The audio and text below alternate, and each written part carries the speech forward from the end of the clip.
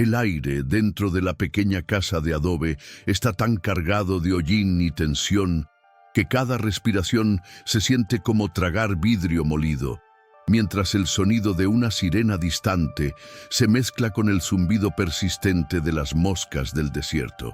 Elena, con 70 años marcados en cada surco profundo de su rostro, sostiene una vieja escopeta de caza con manos que tiemblan, no por miedo, sino por la furia contenida de una vida entera de silencios forzados y sumisión invisible. Sus nudillos, deformados por décadas de moldear arcilla fría, se blanquean al apretar el metal oxidado del arma, mientras sus ojos, generalmente acuosos y gentiles, ahora arden con una ferocidad que contradice su frágil estatura física. La cámara recorre la devastación a su alrededor. Muebles volcados, cerámicas destrozadas y la luz del atardecer entrando a través de los agujeros de bala en las paredes, pintando el suelo de un naranja violento que presagia el final de su mundo conocido. 24 horas. Antes, ese mismo silencio no era de guerra, sino de una soledad aplastante y polvorienta en la periferia de San Juan. Una villa olvidada donde el calor distorsiona el horizonte y la esperanza se evapora antes del mediodía. La casa de Elena, un vestigio de tiempos mejores, cruje bajo el sol implacable como si protestara contra su propia existencia, reflejando el estado interno de su dueña. Sobre la mesa de madera, desgastada por el uso y las manchas de café, descansa un sobre oficial con el sello del banco, una sentencia de muerte administrativa que le otorga apenas un día para abandonar el único refugio que ha conocido. Elena observa el papel sin tocarlo, con la resignación de quien ha perdido tantas batallas, que una derrota más apenas se registra en su mapa emocional, sintiendo cómo el peso de la vejez la ancla a esa silla, convirtiéndola en un mueble más de la casa que está a punto de perder.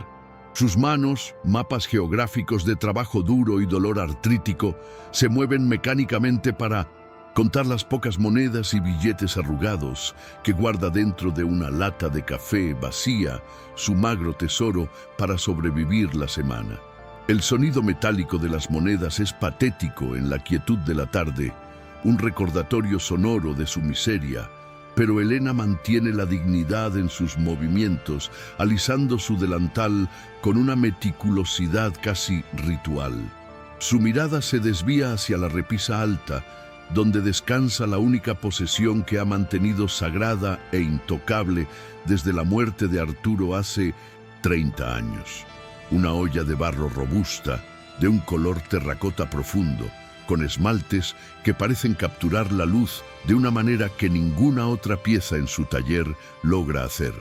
Esa olla no es solo un objeto decorativo, es el último vínculo físico con el hombre que amó y que, según ella creía, murió sin dejarle nada más que deudas y preguntas sin respuesta. Decidida a esconder sus últimos ahorros en un lugar donde los oficiales del banco no se molesten en mirar, Elena arrastra una silla vieja hacia la repisa, subiéndose con una lentitud dolorosa que hace crujir sus rodillas y corta su respiración. Al estirar el brazo, sus dedos rozan la superficie fría de la cerámica, pero un espasmo repentino de dolor en su hombro le hace perder el equilibrio momentáneamente, lo suficiente para que la olla resbale de su agarre precario. El tiempo parece estirarse en una cámara lenta, agonizante, mientras Elena observa, impotente y horrorizada, cómo el objeto gira en el aire, capturando un último rayo de sol antes de impactar contra el suelo de cemento desnudo. El estruendo de la cerámica rompiéndose no es agudo, sino un golpe sordo y definitivo que resuena en su pecho como si fuera su propio corazón el que se hubiera partido en 1000 pedazos irreparables. Elena desciende de la silla con lágrimas de frustración nublando su vista, cayendo de rodillas entre los fragmentos afilados sin importarle que los bordes corten la piel fina de sus piernas. Mientras sus manos recorren los restos de la obra, maestra de su esposo, buscando instintivamente tratar de unir las piezas en un acto fútil de negación. Sus dedos tropiezan con algo que no debería estar allí. Un objeto duro, frío y pesado, que no es arcilla ni piedra común. Limpiando el polvo de terracota que lo cubre, Elena descubre una piedra preciosa, del tamaño de una nuez, un rubí de una profundidad roja tan intensa que parece palpitar con vida propia, casi obsceno en medio de la pobreza circundante.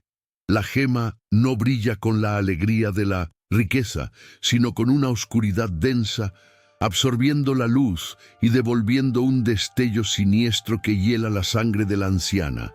Con el corazón martilleando contra sus costillas, Elena sostiene la joya contra la luz de la ventana. Y es entonces cuando nota algo aún más perturbador que la existencia misma de la gema en su humilde hogar. Al mirar a través del rubí, las inclusiones naturales de la piedra parecen formar patrones deliberados, líneas microscópicas grabadas con una precisión tecnológica que contrasta violentamente con la artesanía rústica de la olla que la ocultaba. No es solo una joya olvidada, es un mensaje, una cápsula del tiempo dejada por un hombre que ella creía conocer. Un hombre simple que ahora, desde la tumba, le está gritando un secreto peligroso.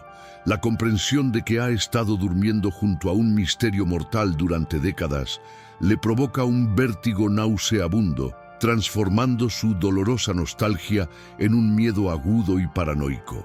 De repente, el sonido agresivo de un motor V8 rompe la quietud de la calle de tierra afuera, seguido por el golpe seco de puertas de camioneta cerrándose con autoridad militar.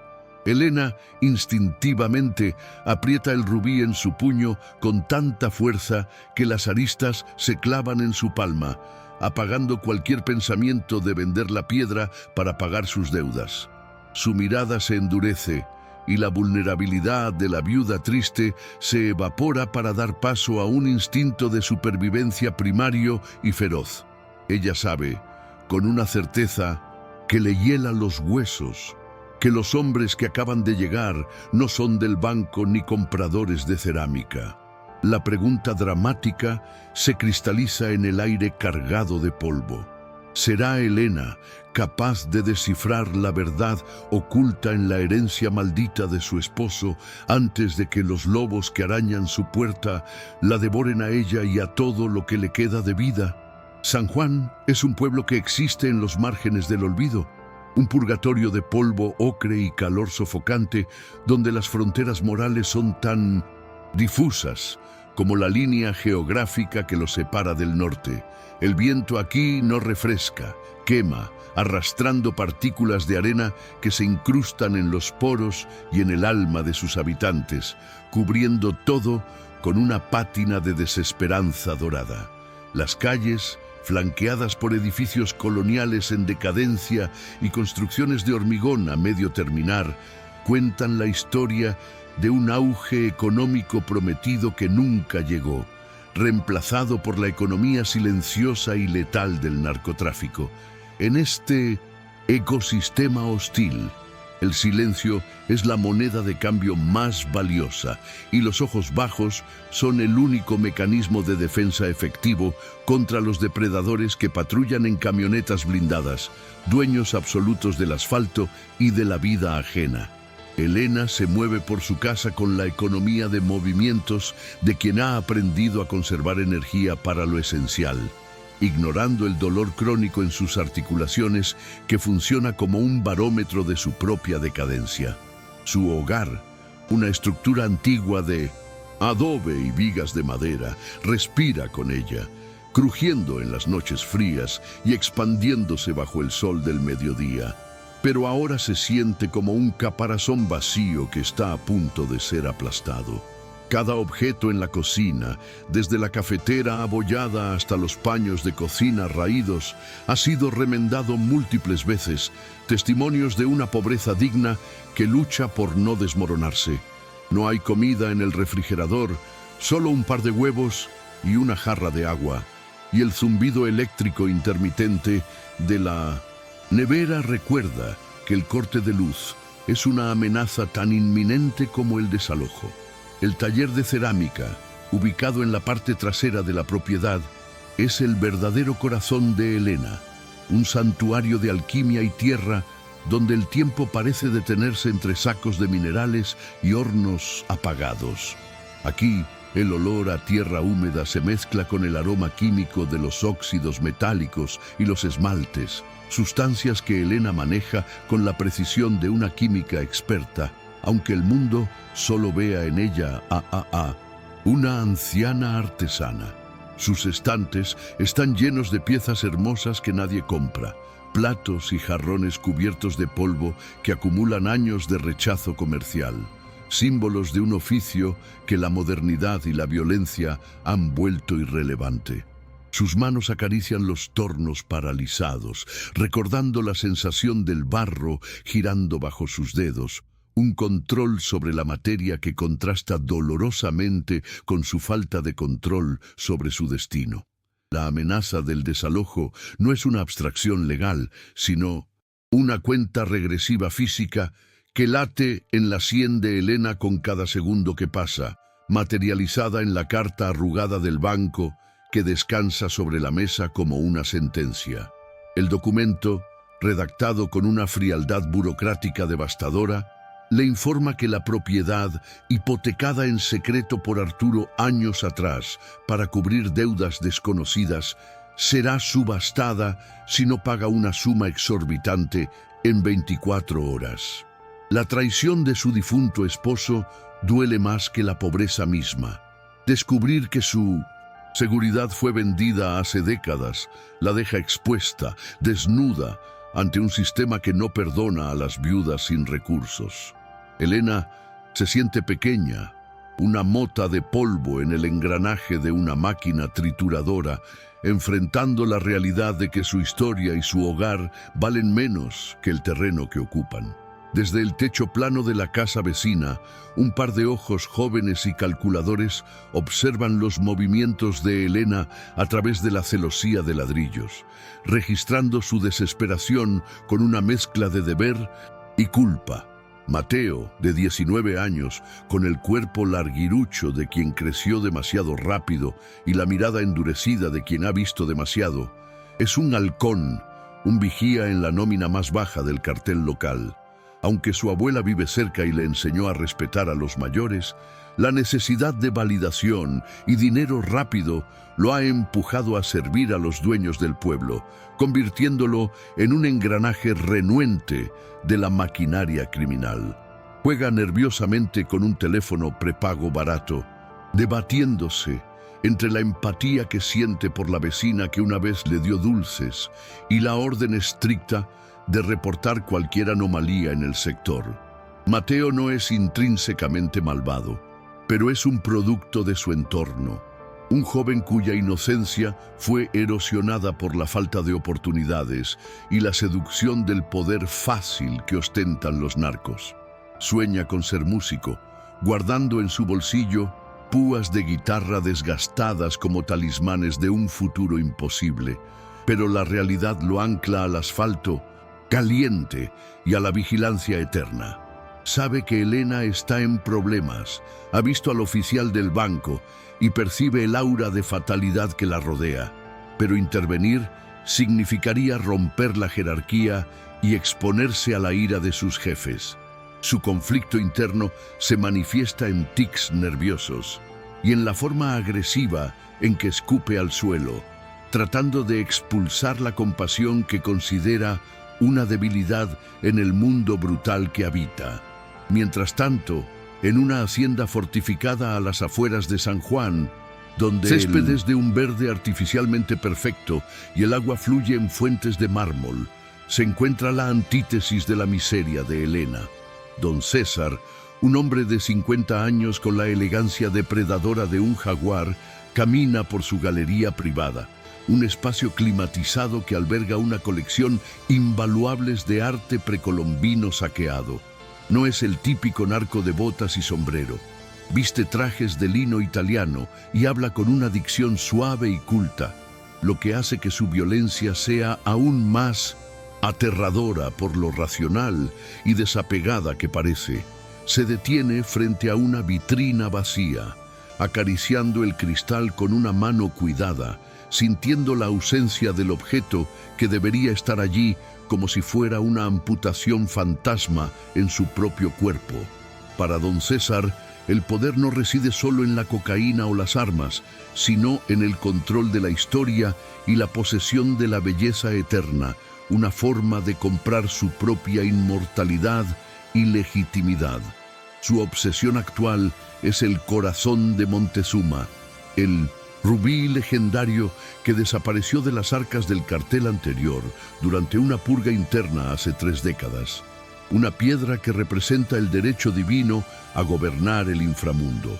Sus hombres, brutales y eficientes, han estado peinando la región, interrogando a antiguos asociados y removiendo tierra, siguiendo rumores que siempre terminan en callejones sin salida. La paciencia de César se está agotando y su frustración se filtra hacia sus subordinados como un veneno lento. La búsqueda de la piedra no es solo un capricho, es una necesidad estratégica para acceder a los fondos ocultos que consolidarían su imperio. La crueldad de César se manifiesta no en gritos, sino en susurros y en la mirada decepcionada que lanza a un teniente que le trae malas noticias, una mirada que promete un dolor inimaginable sin necesidad de levantar la voz.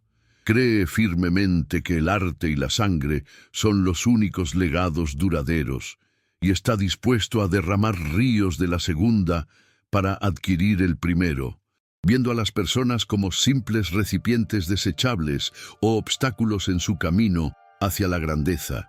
Su red de informantes se extiende por toda la ciudad como las raíces de un árbol venenoso, y pronto esas raíces llegarán a tocar la puerta de la humilde casa de adobe donde una olla acaba de romperse. La conexión entre la viuda pobre y el capo poderoso es invisible por ahora, pero la tensión eléctrica en el aire sugiere que la colisión es inevitable y catastrófica. De vuelta en la casa, la tarde avanza y las sombras se alargan, transformando el taller de Elena en un laberinto de siluetas que parecen observar su descubrimiento con una curiosidad muda. Elena ha recogido los fragmentos de la olla, colocándolos sobre la mesa junto al rubí y un pequeño cuaderno de cuero mohoso que también estaba oculto en el doble fondo de la cerámica. Sus manos tiemblan al abrir las páginas, esperando encontrar una carta de amor o una disculpa, pero lo que halla son columnas de números, diagramas y químicos y fórmulas de esmaltes que no tienen sentido artístico.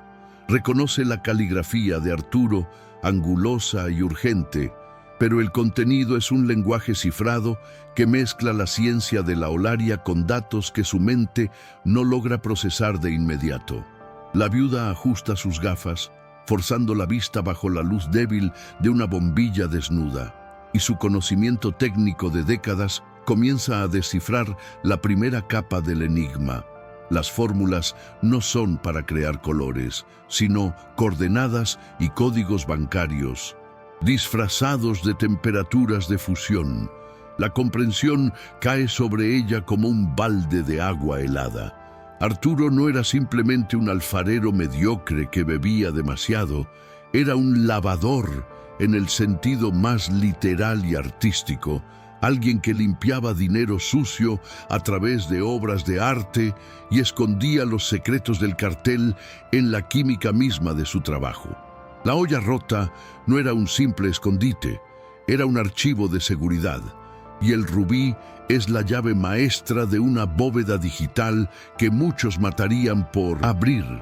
Esta revelación reescribe toda su historia matrimonial, tiñendo sus recuerdos de un tono siniestro.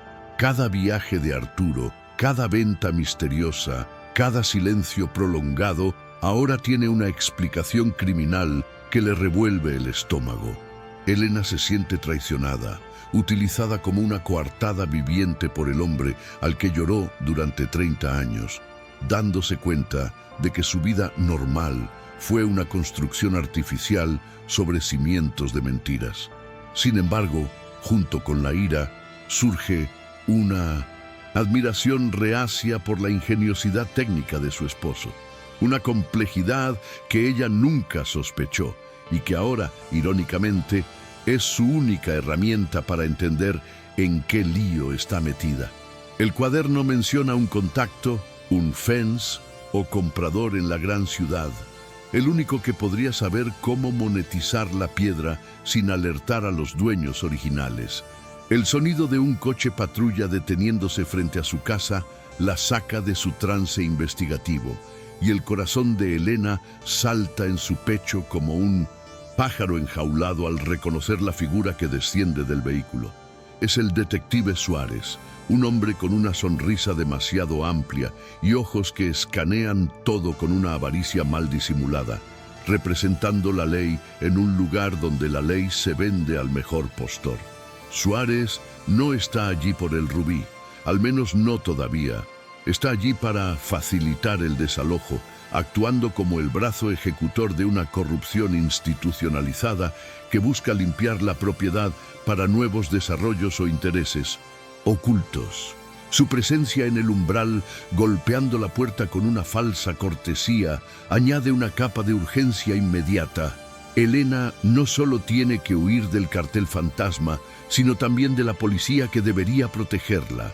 Elena esconde rápidamente el rubí y el cuaderno dentro de un saco de arcilla en polvo, limpiándose las manos en el delantal antes de abrir la puerta, asumiendo su papel de anciana frágil y confundida.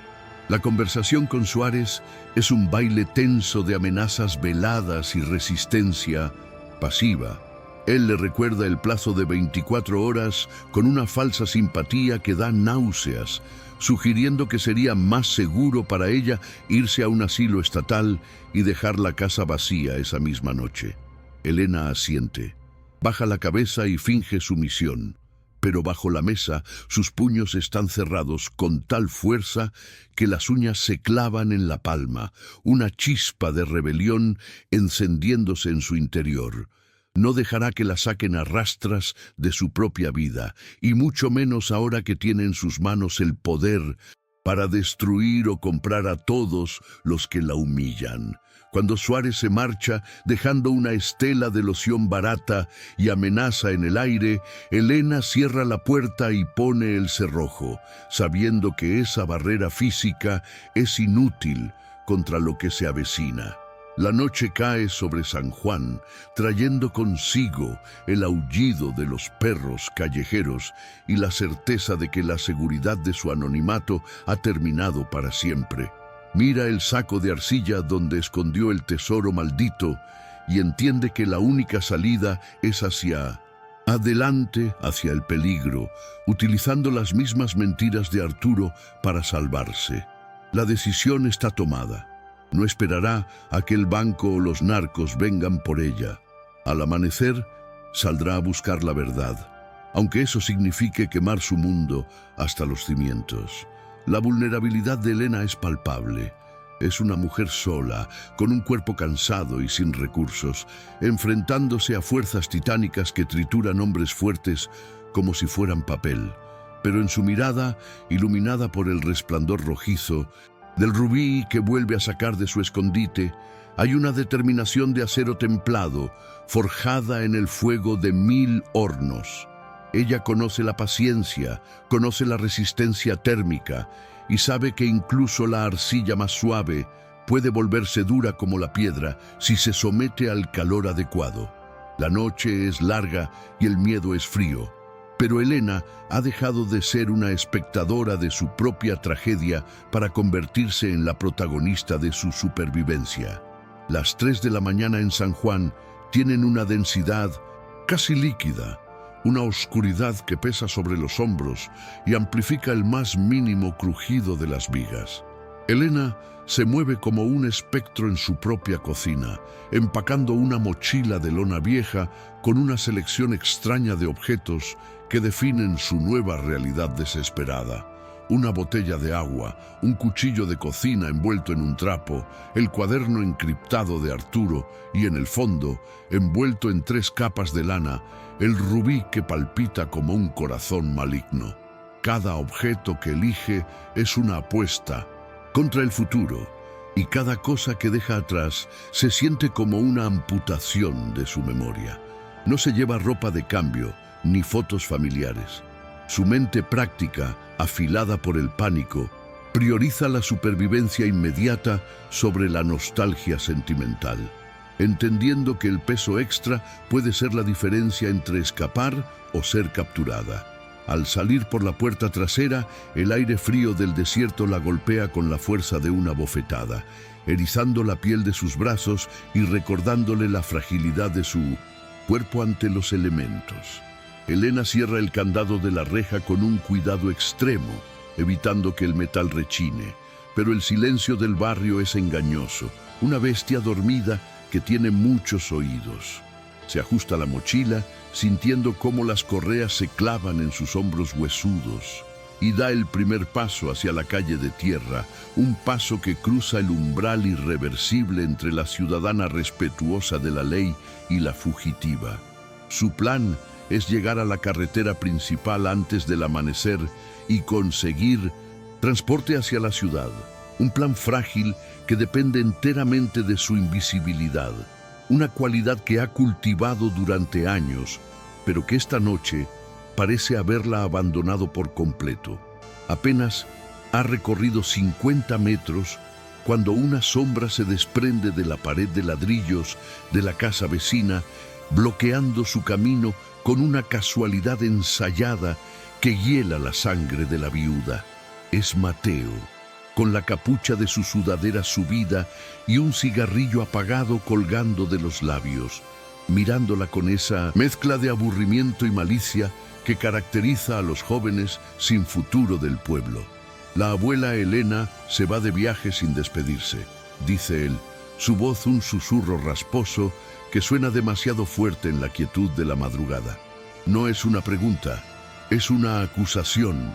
Mateo ha estado vigilando, cumpliendo su función de halcón y ahora tiene a su presa acorralada, viendo en la mochila de la anciana una oportunidad para ganar puntos con sus jefes o, mejor aún, sacar algo de provecho propio antes de reportarla. Elena se detiene en seco, su mano derecha moviéndose instintivamente hacia el bolsillo donde guarda una pequeña navaja de podar, pero sabe que físicamente no tiene oportunidad contra la juventud y la violencia latente de Mateo.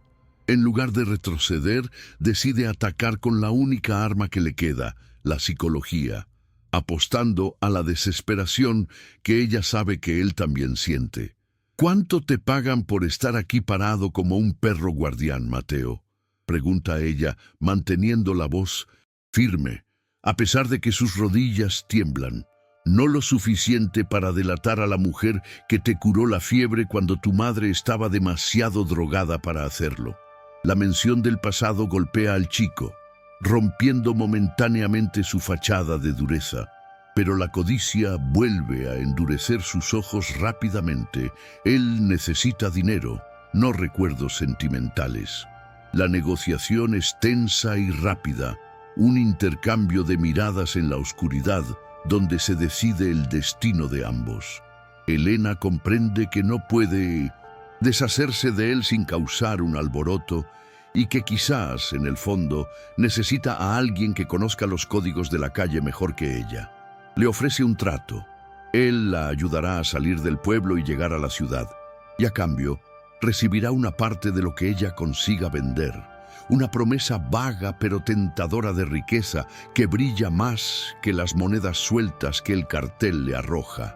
Mateo duda, escupiendo al suelo mientras calcula los riesgos, pero la perspectiva de salir de ese agujero, polvoriento, aunque sea por unos días, es demasiado seductora.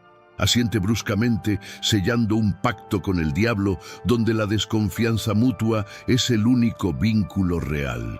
No hay autobuses a esa hora y un taxi llamaría demasiado la atención, así que Mateo guía a Elena hacia el paradero de camiones de carga en las afueras, moviéndose por callejones traseros con la agilidad de una rata de alcantarilla. Encuentran un camión de transporte de aves de corral que se dirige al mercado central de la capital.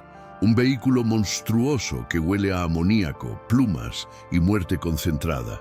El conductor, un hombre con la mirada perdida de quien ha visto demasiadas carreteras solitarias, acepta llevarlos a cambio de los pocos billetes que Elena tenía en la lata de café, sin hacer preguntas sobre por qué una anciana y un pandillero necesitan huir antes del amanecer.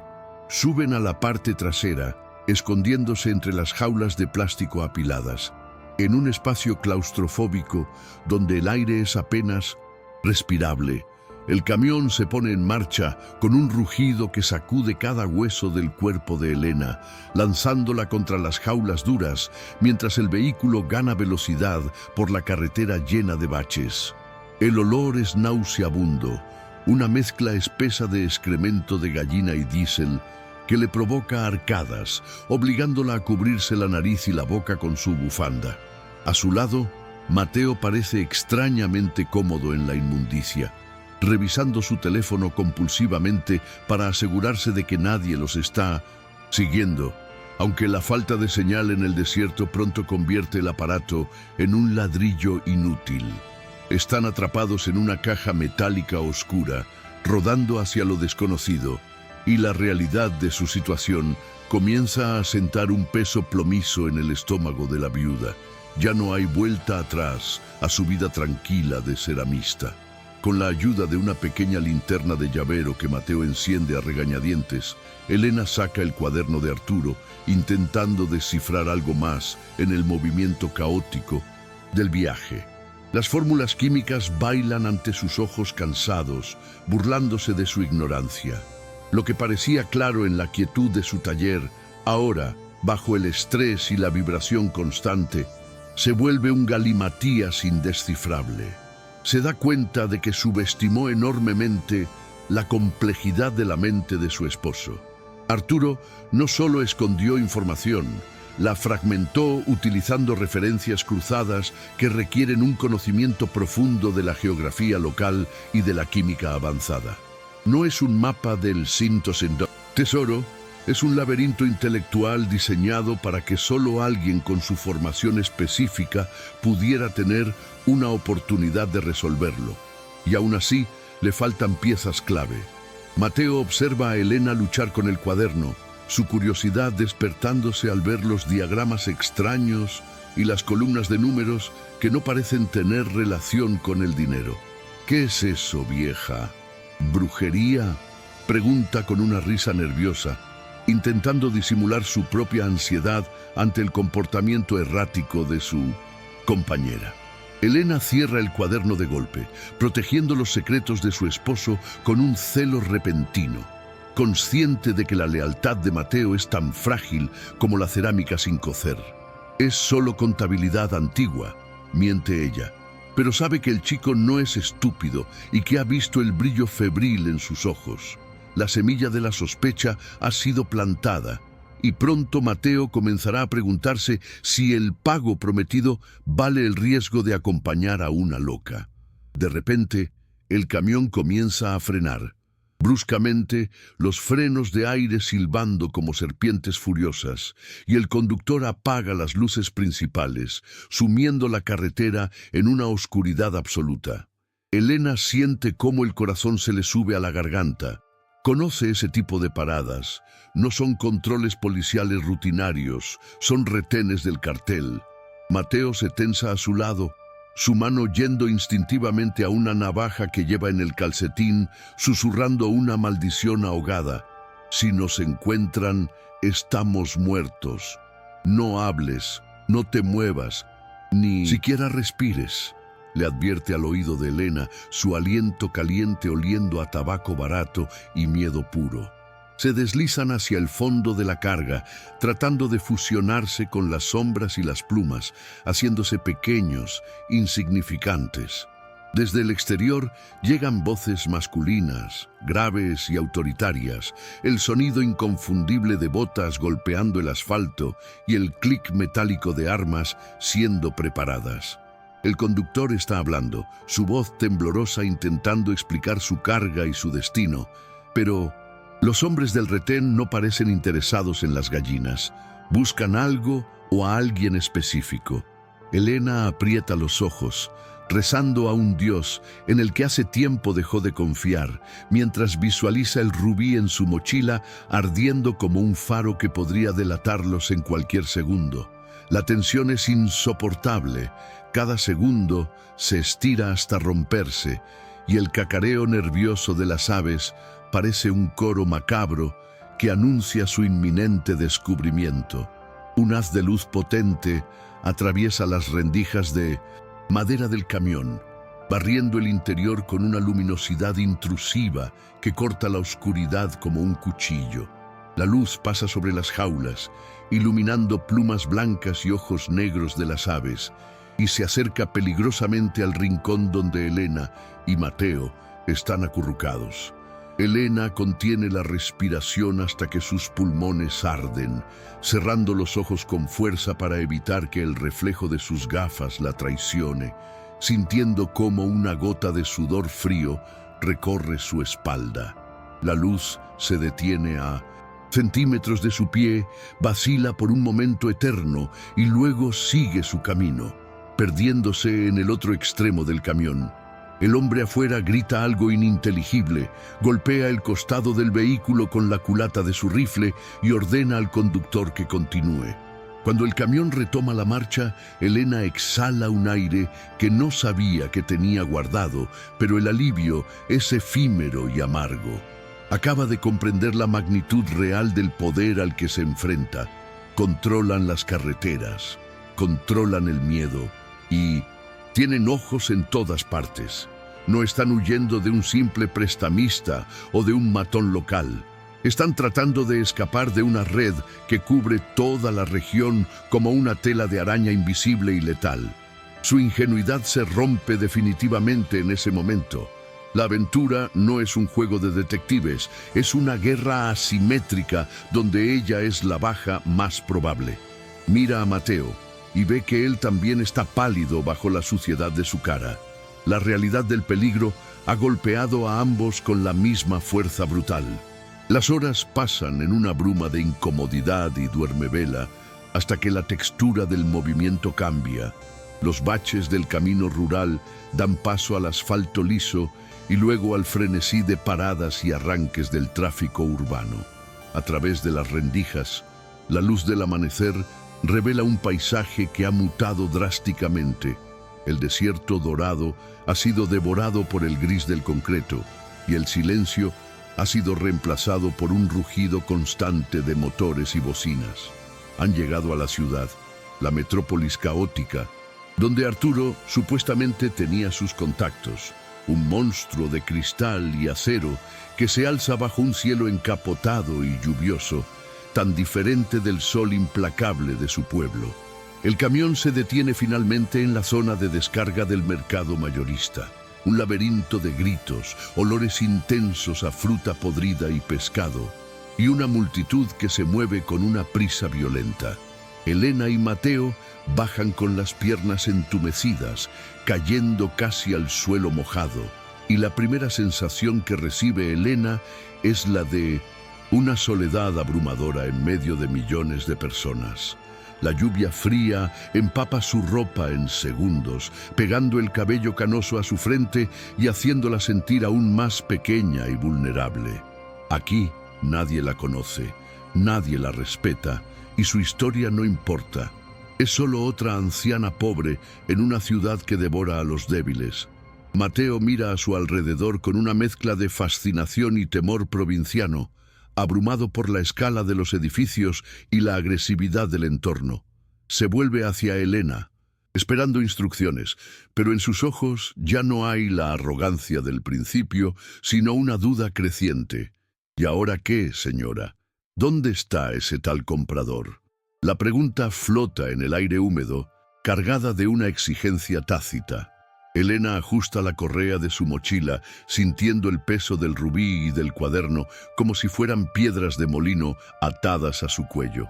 «Ahora buscamos», responde ella, intentando proyectar una seguridad que no siente, sabiendo que el primer paso en esta ciudad puede ser el último si no descifra pronto la siguiente pista del cuaderno. La primera complicación no ha sido solo el viaje físico, sino la demolición de sus expectativas.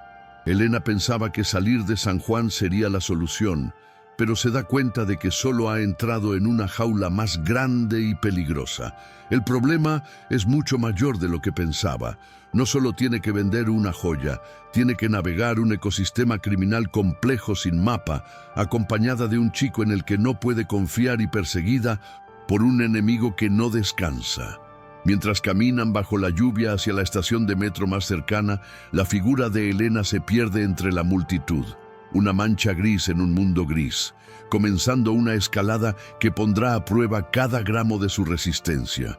La ciudad recibe a Elena y Mateo no con brazos abiertos, sino con una garganta de concreto y neón que amenaza con tragárselos enteros, masticándolos entre el tráfico incesante y la indiferencia de millones de almas apresuradas. La lluvia no cesa, cayendo en cortinas grises que difuminan los contornos de los edificios y convierten el asfalto en un espejo negro y resbaladizo, reflejando las luces rojas de los semáforos como heridas abiertas en el suelo. Elena se siente un anacronismo viviente, una mujer de tierra y fuego seco perdida en un mundo de agua y electricidad, donde el ritmo frenético de los peatones choca violentamente con su paso cauteloso y artrítico. Se aferra a las correas de su mochila con tanta fuerza que sus nudillos parecen piedras blancas, sintiendo el peso del rubí y del cuaderno como si llevara una bomba nuclear desactivada pegada a su espalda, consciente de que un solo paso en falso podría detonar su destrucción. Mateo camina un paso por delante de ella, su lenguaje corporal cambiando sutilmente para adaptarse a la jungla urbana. Sus hombros se encorvan, su mirada se vuelve periférica y sus manos nunca se alejan de los bolsillos de su sudadera. Aquí, lejos de la jerarquía establecida de su pueblo, él es solo otro depredador pequeño en un estanque lleno de tiburones, y esa vulnerabilidad lo pone en un estado de alerta hiperactiva. Se vuelve constantemente para asegurarse de que la vieja sigue allí, lanzándole miradas de impaciencia mezclada con una extraña protección territorial, como si Elena fuera ahora su carga y su boleto de salida. ¿A dónde vamos, señora? No podemos seguir caminando en círculos bajo la lluvia. Escupe con frustración, el agua goteando de su nariz, mientras el ruido de una sirena cercana lo hace estremecer visiblemente. Elena busca refugio bajo el toldo raído de una tienda de electrónica cerrada, sacando el cuaderno de Arturo con manos temblorosas para protegerlo de la humedad ambiente. Las páginas, escritas con la caligrafía angulosa de su esposo, parecen burlarse de ella, llenas de fórmulas químicas que antes le parecían instrucciones de trabajo y ahora se revelan como un mapa codificado de su doble vida. Se concentra en una página marcada con una mancha de óxido de cobalto, un químico que produce un azul profundo y característico, y nota que los números de la mezcla no suman el 100% habitual. Cobalto, 27 gramos, temperatura 1200, murmura para sí misma, y de repente la geografía de la ciudad se superpone a la química. Calle Cobalto, número 1200, en el Distrito Industrial Antiguo.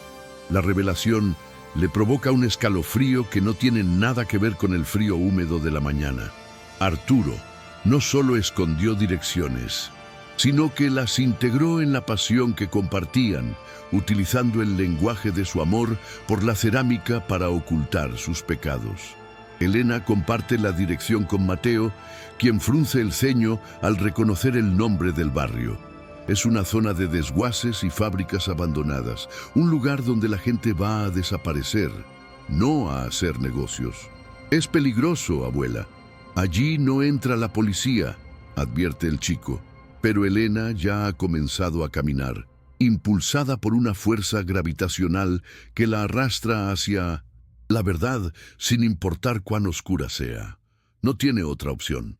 El rubí en su mochila es una piedra que no puede comer ni vender en una casa de empeño normal sin firmar su sentencia de muerte.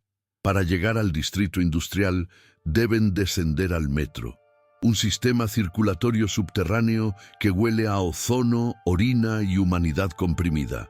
Elena nunca ha estado en el metro, y el descenso por las escaleras mecánicas le provoca un vértigo nauseabundo, como si estuviera bajando a las entrañas de una bestia mitológica. El ruido de los trenes llegando a la estación es ensordecedor, un chirrido metálico que le recuerda a los hornos industriales cuando fallan los ventiladores, llenando el aire de una tensión eléctrica. Mateo la guía a través de los torniquetes, saltando el suyo con una agilidad practicada y ayudándola a ella a pasar, ignorando las miradas de desaprobación de los viajeros matutinos que los ven como mendigos o locos. Dentro del vagón, la atmósfera es sofocante, cuerpos apretados, contracuerpos, una mezcla de perfumes baratos, sudor rancio y ropa mojada que satura el aire reciclado. Elena se aferra a una barra de metal, sintiendo cómo el movimiento del tren sacude sus huesos cansados, mientras sus ojos escanean las caras a su alrededor, buscando amenazas en cada extraño que la mira por más de un segundo. Ve a un hombre leyendo el periódico, a una mujer maquillándose, a un estudiante con audífonos, y se pregunta si alguno de ellos podría ser un espía de don César, si su rostro ya está circulando en las redes invisibles del crimen organizado. La paranoia es un parásito que ha echado raíces en su cerebro, distorsionando su percepción de la realidad y convirtiendo la indiferencia urbana en hostilidad latente. Mateo, por su parte, se coloca estratégicamente entre Elena y un grupo de jóvenes ruidosos que beben cerveza de latas envueltas en papel, marcando su territorio con una mirada desafiante que dice: «No se metan con nosotros». Por primera vez, Elena ve el valor de tenerlo a su lado. Su violencia potencial es un escudo necesario en este mundo sin leyes, una herramienta que ella despreciaba en su vida anterior, pero que ahora es vital para su supervivencia. Observa el perfil del chico, la tensión en su mandíbula, y se pregunta qué tipo de hombre podría haber sido Mateo si hubiera nacido en otro lugar, lejos del polvo y la droga de San Juan. Quizás músico, como él dice, o quizás algo más, algo mejor que un simple matón desechable. El viaje en metro parece durar horas, cada estación una parada en un vía crucis moderno, hasta que finalmente emergen en la superficie del distrito industrial, donde el cielo parece aún más bajo y gris. Aquí, los edificios son esqueletos de ladrillo y metal oxidado, vestigios de una era manufacturera muerta, y las calles están llenas de baches que son lagunas de agua sucia. El silencio aquí es diferente al del desierto. No es un silencio de paz, sino de abandono, roto solo por el ladrido lejano de perros guardianes y el zumbido de transformadores eléctricos. Caminan por la calle Cobalto, buscando el número 1200 entre fachadas tapiadas y cercas de alambre de púas, sintiendo que están entrando en la boca del lobo. Finalmente encuentran el lugar. Un antiguo almacén de suministros artísticos con un cartel descolorido que apenas se lee. Importaciones La Fragua. Las ventanas están cubiertas de polvo y rejas, y la puerta principal parece no haberse abierto en años, cerrada con una cadena gruesa y oxidada. El corazón de Elena se hunde. Si este era el contacto de Arturo, parece que el tiempo o la violencia ya se encargaron de él. Golpea la puerta metálica con desesperación. el sonido retumbando hueco en el interior vacío, gritando un hola que se pierde en el viento húmedo. Mateo patea una lata vacía, su frustración hirviendo. «Te lo dije, vieja, aquí no hay nada. Estamos perdiendo el tiempo y arriesgando el cuello por fantasmas». Pero Elena se niega a rendirse tan rápido. Su ojo de ceramista capta un detalle que a Mateo se le escapa. En el marco de la puerta, casi invisible bajo la suciedad, hay una pequeña marca grabada en la madera, un símbolo que ella reconoce del cuaderno de Arturo. Es un horno estilizado, un glifo que usaban los antiguos alquimistas para representar la transformación. No es un lugar abandonado, es una fachada. Elena busca alrededor, palpando los ladrillos de la pared adyacente, hasta que encuentra uno que se mueve ligeramente bajo su presión. Detrás del ladrillo, flojo, no hay una llave, sino un pequeño tubo de plástico con un papel enrollado dentro.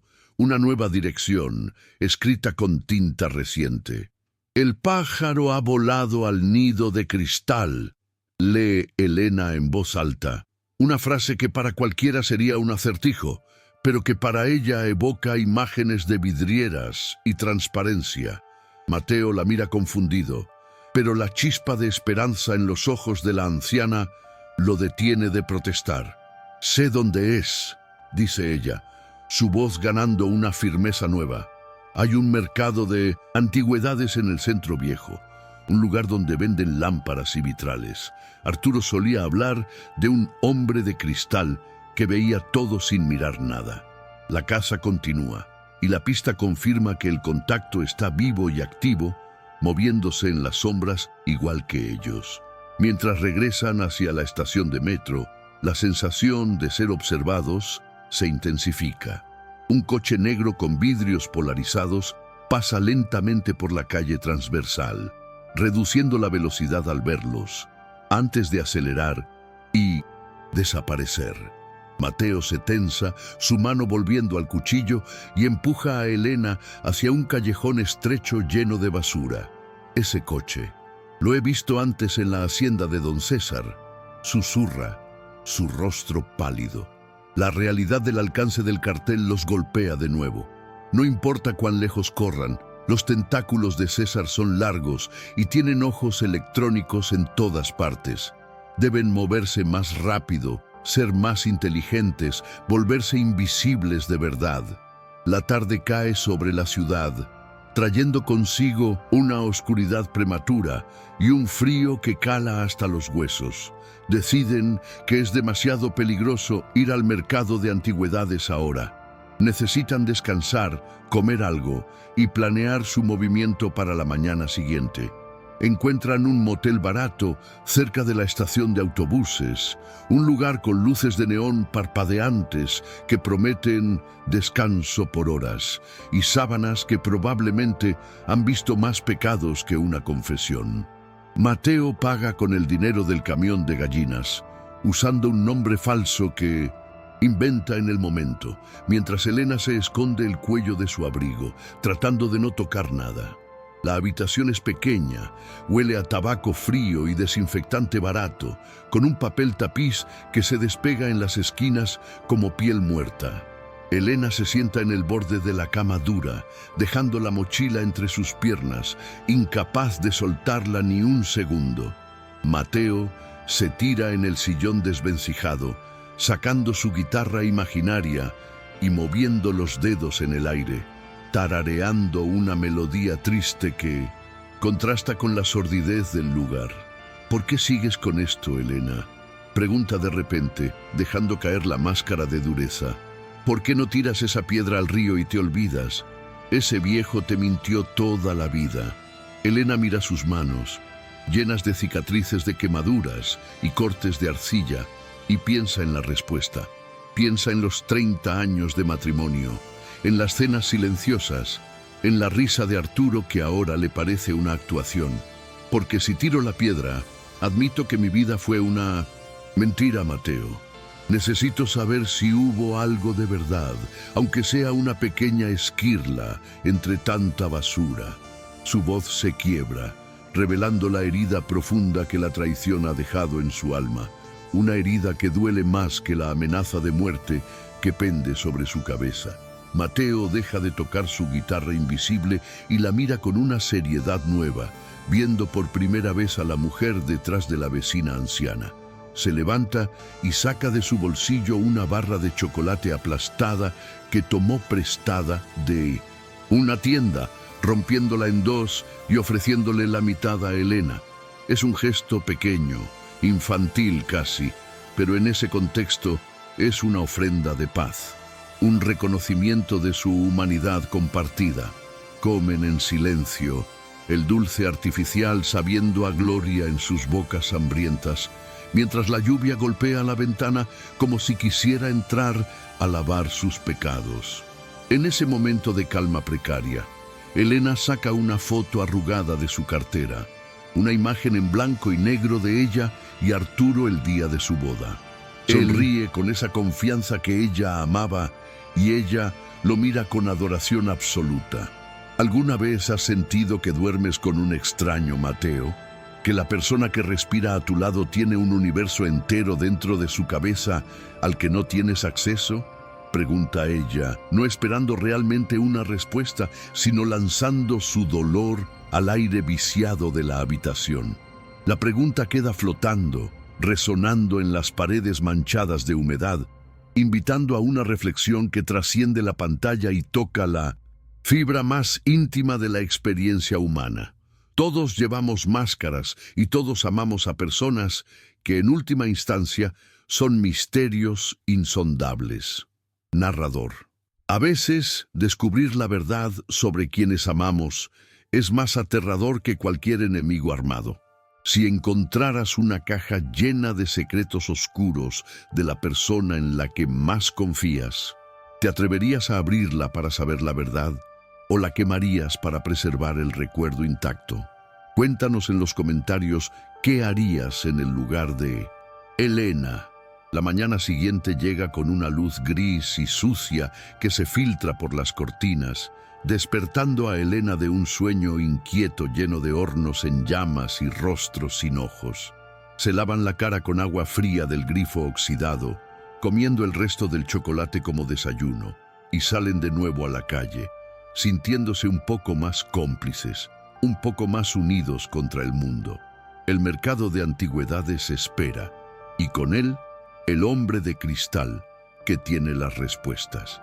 Mientras se dirigen al centro, la narrativa corta brevemente a una escena paralela, mostrando la brutal eficiencia de don César. En un almacén en las afueras, el conductor del camión de gallinas está atado a una silla, su rostro un mapa de hematomas, llorando mientras suplica piedad. Frente a él, el detective Suárez sostiene una foto de Elena, preguntando con voz suave y terrible, ¿dónde los dejaste, amigo? Solo queremos ayudarlos. El conductor, roto por el dolor, susurra, Mercado Central. Hablaron de un comprador. Suárez sonríe, guarda la foto y saca su teléfono, enviando una ubicación a un equipo de sicarios que esperan órdenes. El cerco se está cerrando. Elena y Mateo llegan al mercado de antigüedades, un laberinto de pasillos estrechos repletos de objetos que huelen a historia y polvo. Relojes que no marcan la hora, espejos que han visto generaciones morir, muebles de maderas extintas. La atmósfera es densa, casi mística, y el ruido de la ciudad se amortigua entre las paredes de cosas viejas.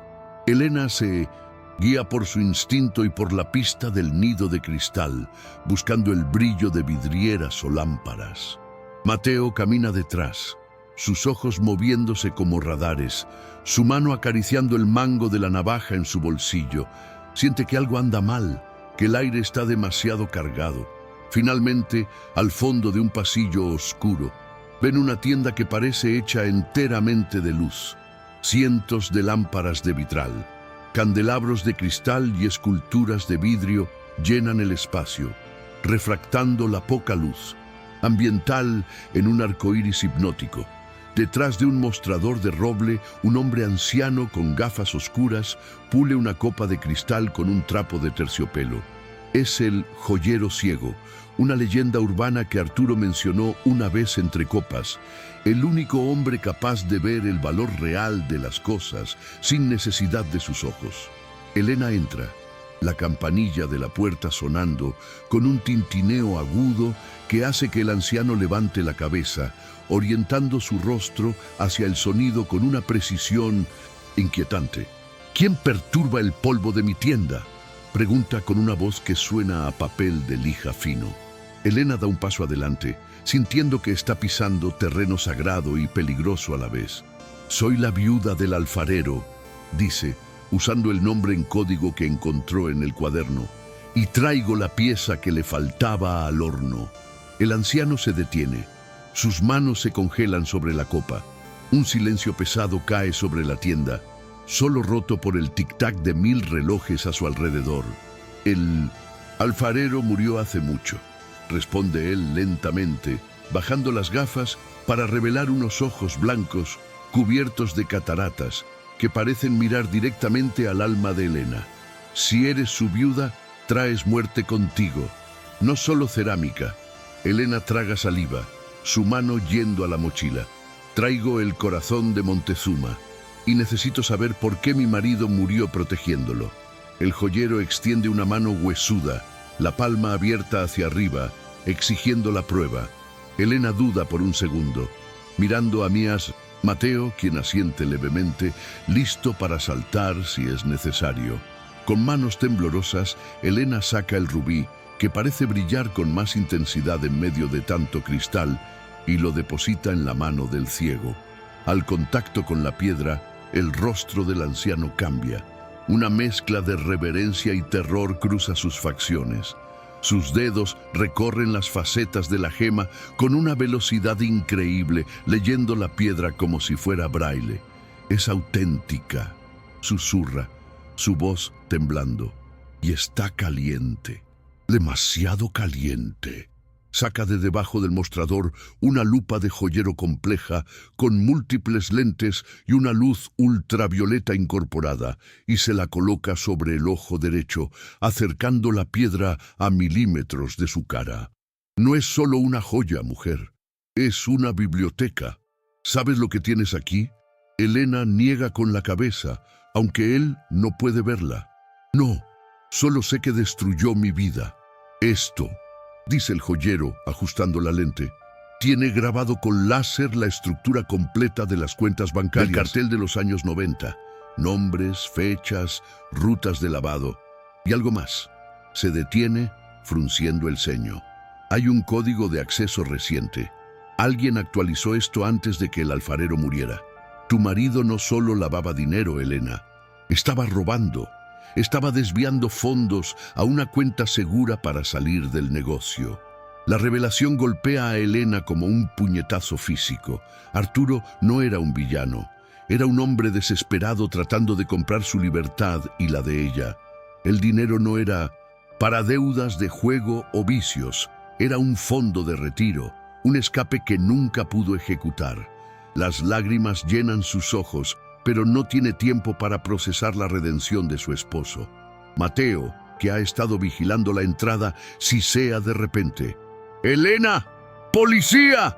A través de los cristales de la tienda ven a 2 hombres uniformados acercándose, pero no son policías normales. Caminan con la arrogancia de los sicarios disfrazados, y detrás de ellos, el detective Suárez sonríe mientras habla por radio. Los han encontrado. El joyero ciego, percibiendo el cambio en la atmósfera, cierra el puño sobre el rubí. No pueden tener esto, dice con una ferocidad inesperada. Hay una salida trasera, por el sótano de los hornos de vidrio. ¡Corran! Pero antes de que puedan moverse, la puerta principal estalla en una lluvia de vidrio y madera. Suárez entra, pistola en mano, apuntando directamente a la cabeza de Elena. Se acabó el recreo, abuela. Entrégame la piedra o te juro que voy a romper cada hueso de ese muchacho antes de matarte a ti. Mateo se interpone entre el arma y Elena, levantando las manos pero con los músculos tensos, listo para morir. El tiempo se congela en un microsegundo de decisión absoluta. Elena mira el rubí en la mano del ciego, mira a Mateo protegiéndola y mira al hombre que representa todo el mal que ha consumido su pueblo. Sabe que si entrega la piedra, mueren. Si no la entrega, mueren. Necesita una tercera opción, una que solo una ceramista experta en reacciones químicas podría improvisar en un taller lleno de vidrio y solventes. Su mirada se posa en un estante lleno de botellas de alcohol industrial y disolventes para limpiar cristal. Sus ojos se encuentran con los del joyero ciego, y en esa oscuridad lechosa encuentra un entendimiento mutuo. Él sabe lo que ella está pensando. Con un movimiento sutil, el anciano desliza su mano hacia un encendedor de soplete que usa para fundir engarces. La tensión en la habitación es un cable de acero, estirado al máximo, a punto de romperse y decapitar a todos los presentes. Elena respira hondo, llenando sus pulmones con el olor a peligro, y se prepara para convertir su defensa en un ataque explosivo. ¿La quieres, Suárez?, dice Elena, su voz extrañamente calmada en medio del caos. Ven a buscarla. Y con un gesto rápido, patea la base de un estante, haciendo que las botellas de disolvente se tambaleen peligrosamente sobre las cabezas de los atacantes, mientras el joyero enciende la llama azul del soplete. El mundo está a punto de arder, y Elena ha decidido que si va a caer, caerá luchando entre fuego y cristales rotos. El caos estalla en la tienda de antigüedades como una sinfonía de destrucción inmediata. Cuando la bota de Elena golpea el estante metálico, las botellas de disolvente y alcohol industrial caen en una cascada tóxica que inunda el suelo de madera vieja. En el mismo instante, el joyero ciego deja caer el encendedor encendido y el aire, saturado de vapores inflamables, se transforma en una pared rugiente de fuego azul y naranja que separa a los fugitivos de sus verdugos. El sonido del cristal estallando por el choque térmico es ensordecedor. Miles de fragmentos de lámparas y espejos volando por el aire como metralla brillante, reflejando las llamas y multiplicando el infierno visual. El detective Suárez grita, retrocediendo ante la ola de calor abrasador que le chamusca las cejas, disparando a ciegas a través del humo negro, pero las balas solo encuentran vitrinas y sombras danzantes, perdiéndose en el estruendo del incendio que devora décadas de historia en segundos. En medio de la confusión infernal, el joyero ciego agarra el brazo de Elena con una fuerza sorprendente, sus dedos huesudos clavándose en su carne como garras de acero, transmitiéndole una urgencia final. «No hay tiempo para dudas, mujer. Vete por el sótano», ruge él, empujándola hacia una puerta oculta detrás del mostrador, mientras el fuego comienza a lamer los bajos de sus propios pantalones. Elena intenta tirar de él, su instinto de protección negándose a dejar atrás al anciano vulnerable, pero él se planta firme como una estatua de granito. «Yo soy parte de este lugar. Me quemaré con mis secretos. Tú tienes la llave para limpiar el nombre de tu esposo. Corre», le ordena, y en sus ojos blancos, Elena ve una paz aterradora, la aceptación de un guardián que ha cumplido su último turno. Con un empujón final, la obliga a cruzar el umbral hacia la oscuridad del sótano, cerrando la puerta tras de sí y sellando su propio destino. Elena y Mateo se precipitan por las escaleras de piedra húmeda, tropezando en la penumbra mientras el techo sobre sus cabezas cruje bajo el peso del fuego y la batalla que se libra arriba. Apenas han descendido unos metros cuando escuchan, amortiguado por el piso de madera pero inconfundible, el sonido seco de un disparo a quemarropa, seguido por el ruido de un cuerpo cayendo. Elena se detiene en seco, un sollozo ahogado, escapando de su garganta. El joyero ciego ha muerto para comprarles unos minutos de ventaja, sumando otra vida a la cuenta sangrienta que el rubí está cobrando. Mateo, con el rostro manchado de hollín y los ojos desorbitados por el pánico, La agarra del abrigo y la arrastra hacia adelante, obligándola a seguir moviéndose a través del laberinto subterráneo de viejos hornos de vidrio y túneles de ventilación. «Ya está muerto Elena, si paramos nosotros también», le grita, su voz quebrándose por el terror puro. Salen al exterior por una rejilla de alcantarillado en un callejón trasero, tosiendo violentamente y aspirando el aire frío y lluvioso que sabe a gloria después del humo asfixiante del sótano.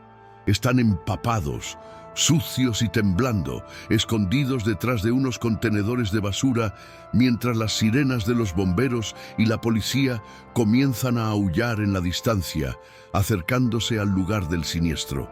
Elena se desliza hasta el suelo mojado, apoyando la espalda contra el ladrillo frío, y saca el rubí de su bolsillo, mirándolo con una mezcla de odio y fascinación. La piedra, ahora fría al tacto, parece burlarse de ella. Por este objeto inerte, hombres buenos están muriendo y su vida se ha convertido en una cacería humana. La lluvia lava el hollín de su cara, pero no puede limpiar la sensación de culpa que se adhiere a su alma como una segunda piel. En ese momento de quietud forzada, bajo la lluvia incesante, Elena tiene la epifanía que cambia el eje de su existencia y el rumbo de la historia. Recuerda las palabras del joyero sobre las cuentas bancarias y el código de acceso y comprende finalmente la verdadera naturaleza de lo que sostiene. No es un tesoro para vender, es una bomba nuclear de información. Arturo no estaba tratando simplemente de huir con dinero. Estaba recopilando un seguro de vida, una lista negra que implica no solo al cartel de Don César, sino a toda la estructura corrupta de la región, incluyendo a jueces, políticos y policías como Suárez. Vender la piedra es imposible porque nadie puede pagar su precio sin poner una diana en su espalda. La única forma de sobrevivir es usar la información para destruir a sus perseguidores antes de que ellos la destruyan a ella. La transformación interna de Elena es sísmica. La viuda asustada, que buscaba un comprador para pagar una hipoteca, muere en ese callejón, y en su lugar nace una estratega fría, impulsada por una furia justa. Se da cuenta de que ha estado jugando el juego equivocado, tratando de negociar con tiburones cuando debería haber estado afilando un arpón. Mira sus manos, las mismas manos que han moldeado miles de vasijas, y ve en ellas no debilidad, sino capacidad de creación y destrucción. La química que usa para los esmaltes, el control del fuego, la paciencia para esperar el punto exacto de fusión. Todas son armas si se usan con la intención correcta. Arturo le dejó las herramientas, pero es ella quien tiene el talento para usarlas. Mateo, agachado frente a ella, está al borde del colapso nervioso, temblando incontrolablemente mientras revisa su navaja como si fuera un talismán inútil. «Estamos jodidos, vieja. Nos vieron. Suárez sabe quiénes somos. No tenemos a dónde ir, ni dinero, ni coche, nada», balbucea, las lágrimas mezclándose con la lluvia en sus mejillas. El chico ha perdido toda su bravuconería de pandillero. Se enfrenta a la muerte real y se siente un niño perdido. Elena se levanta lentamente, ignorando el dolor en sus rodillas, y lo agarra por los hombros, obligándolo a mirarla a los ojos. Su agarre es firme, maternal pero implacable, transmitiendo una fuerza que sorprende al joven y detiene su espiral de pánico. «No estamos jodidos, Mateo.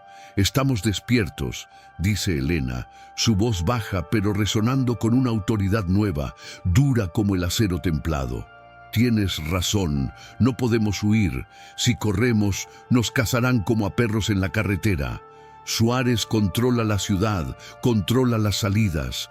Pero hay un lugar que no conoce como nosotros, un lugar donde el terreno juega a nuestro favor».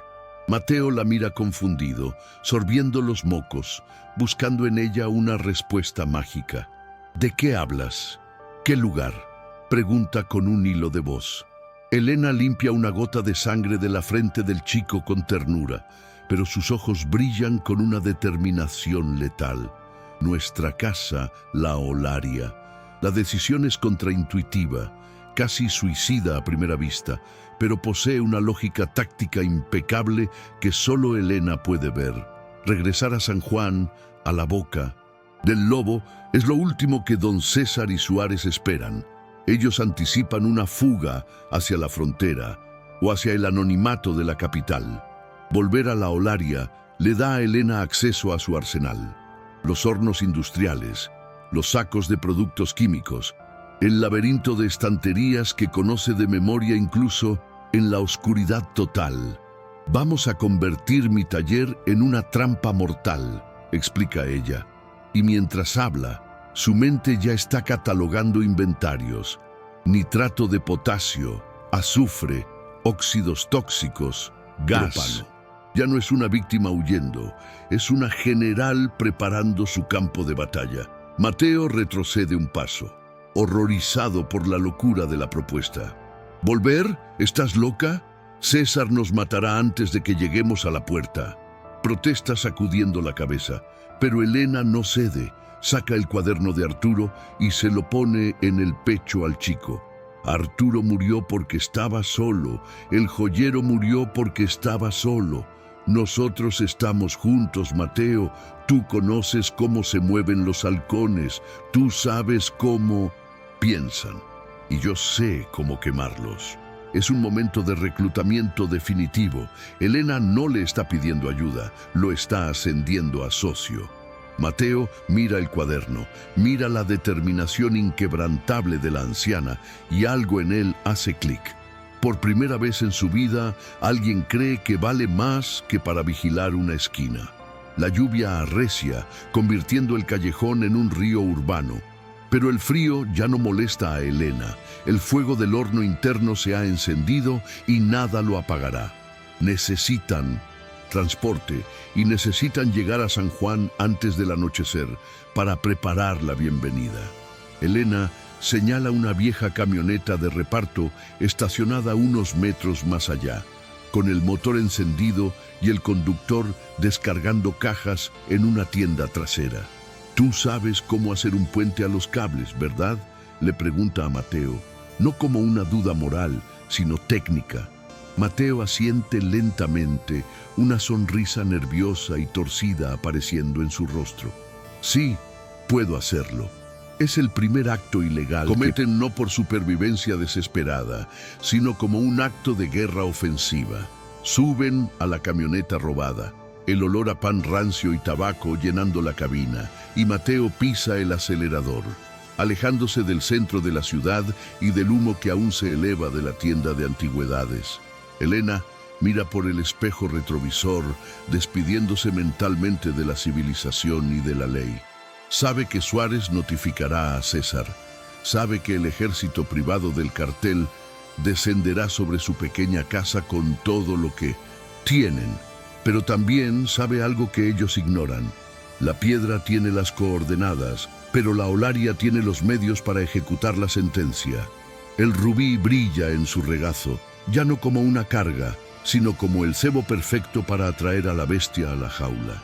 Mientras conducen hacia la carretera que los llevará de vuelta al desierto, Elena abre el cuaderno una vez más, buscando una fórmula específica que vio de pasada y que ahora cobra un sentido terrible.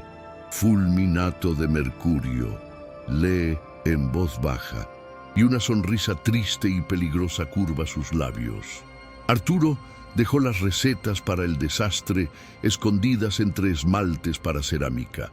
La virada es completa. La protagonista ha dejado de buscar salvación externa y ha decidido convertirse ella misma en el agente del karma. El viaje de regreso no es una retirada, es la carga de la caballería ligera hacia el Valle de la Muerte, y Elena lleva las riendas. El cielo sobre la ciudad queda atrás, plomizo y hostil, y frente a ellos se abre el horizonte abierto del desierto, donde las nubes de tormenta se acumulan presagiando violencia. El ritmo de la historia cambia aquí. La ansiedad de la persecución se transforma en la tensión enfocada de la preparación. Elena cierra los ojos por un momento, no para dormir, sino para visualizar su taller, colocando mentalmente cada trampa, cada explosivo improvisado, cada línea de defensa. Cuando los abre de nuevo, su mirada es clara y vacía de miedo. «Que vengan», susurra al viento que golpea el parabrisas.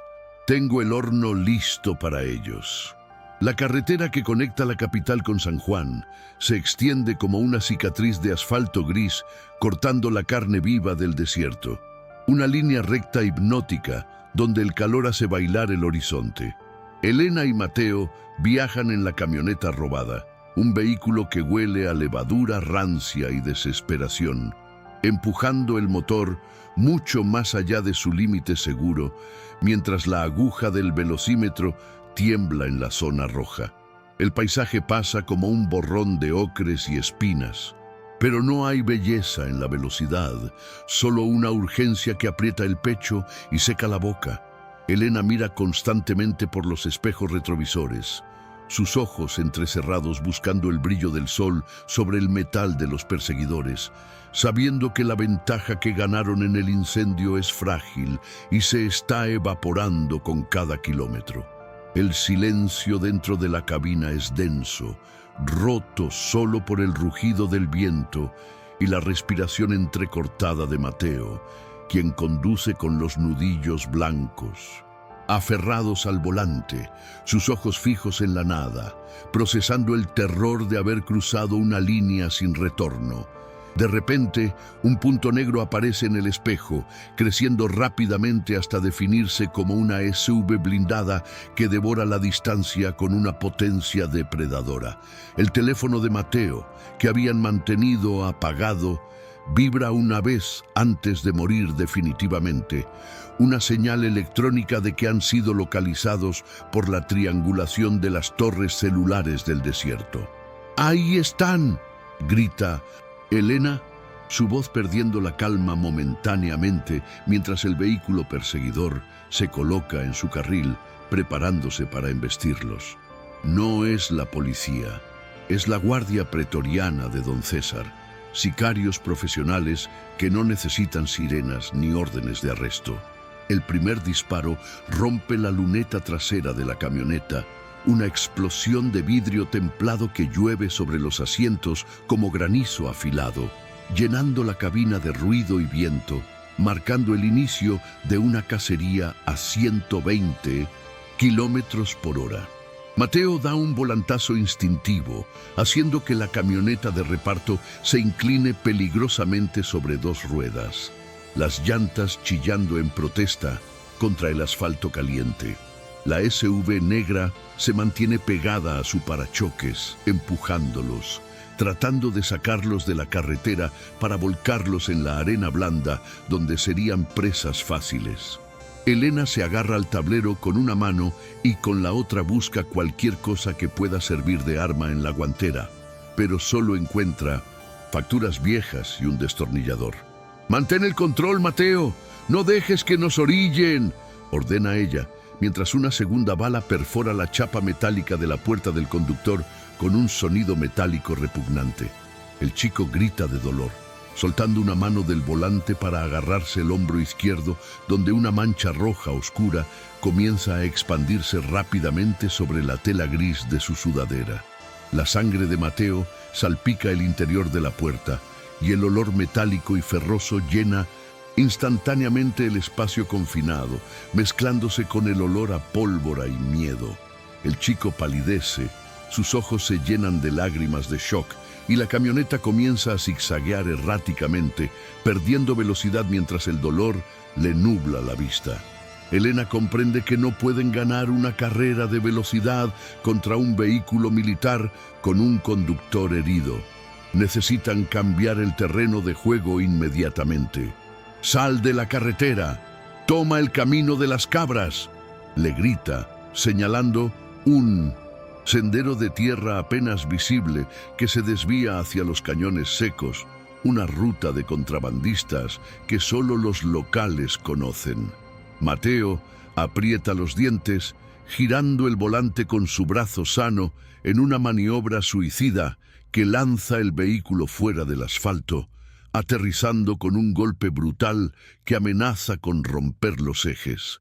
La persecución se traslada al terreno irregular, donde la suspensión de lujo de la SUV enemiga no puede competir con la brutalidad mecánica de la vieja camioneta de carga, y el conocimiento del terreno de Mateo levantan una nube de polvo densa, una cortina de humo natural que ciega a los perseguidores, obligándolos a reducir la velocidad para no caer en las grietas del desierto.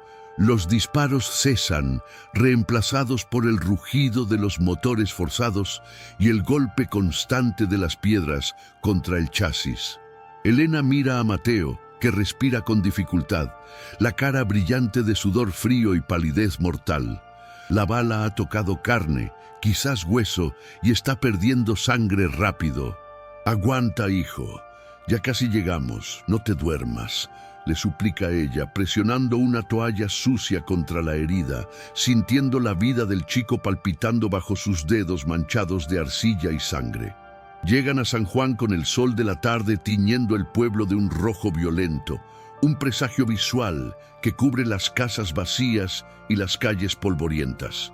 El pueblo parece abandonado, como si los vecinos hubieran sentido la tormenta que se avecina y se hubieran escondido en sus sótanos, dejando el escenario vacío para el duelo final. Mateo detiene la camioneta frente a la Olaria, el motor tosiendo y muriendo finalmente con un estremecimiento metálico, como un caballo reventado tras la carrera. Elena ayuda al chico a bajar, cargando gran parte de su peso, y lo arrastra hacia el interior del taller, dejando un rastro de gotas rojas en el polvo de la entrada que servirá de guía macabra para sus enemigos. No hay tiempo para el alivio de haber llegado. El reloj sigue corriendo y cada minuto que pasa acerca a don César y su ejército. Dentro de la Olaria, el aire es fresco y huele a tierra húmeda, un contraste reconfortante con el infierno exterior. Pero Elena no se permite ni un segundo de descanso. Acomoda a Mateo en un rincón protegido, detrás de una pila de sacos de caolín que pueden detener las balas, y le hace un torniquete improvisado con tiras de su propio delantal. «Escúchame bien, Mateo. No puedes moverte. Tú eres mis ojos aquí.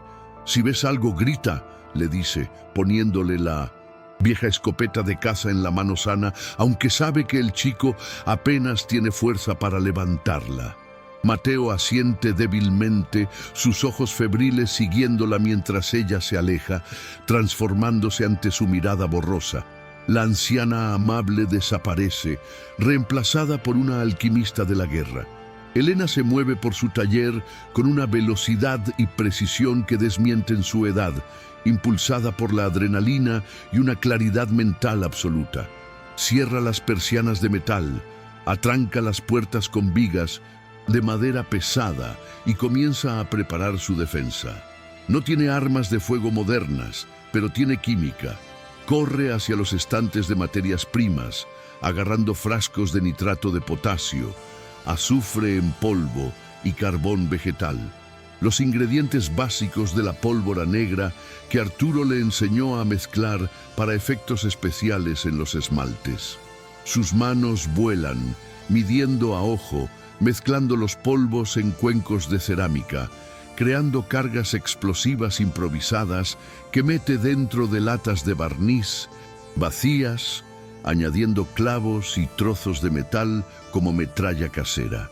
El sonido del viento afuera aumenta, golpeando las paredes de adobe como si el desierto mismo quisiera entrar. Pero Elena está sorda a todo lo que no sea su misión. Conecta una manguera al tanque de gas propano del horno principal, pero no la conecta al quemador.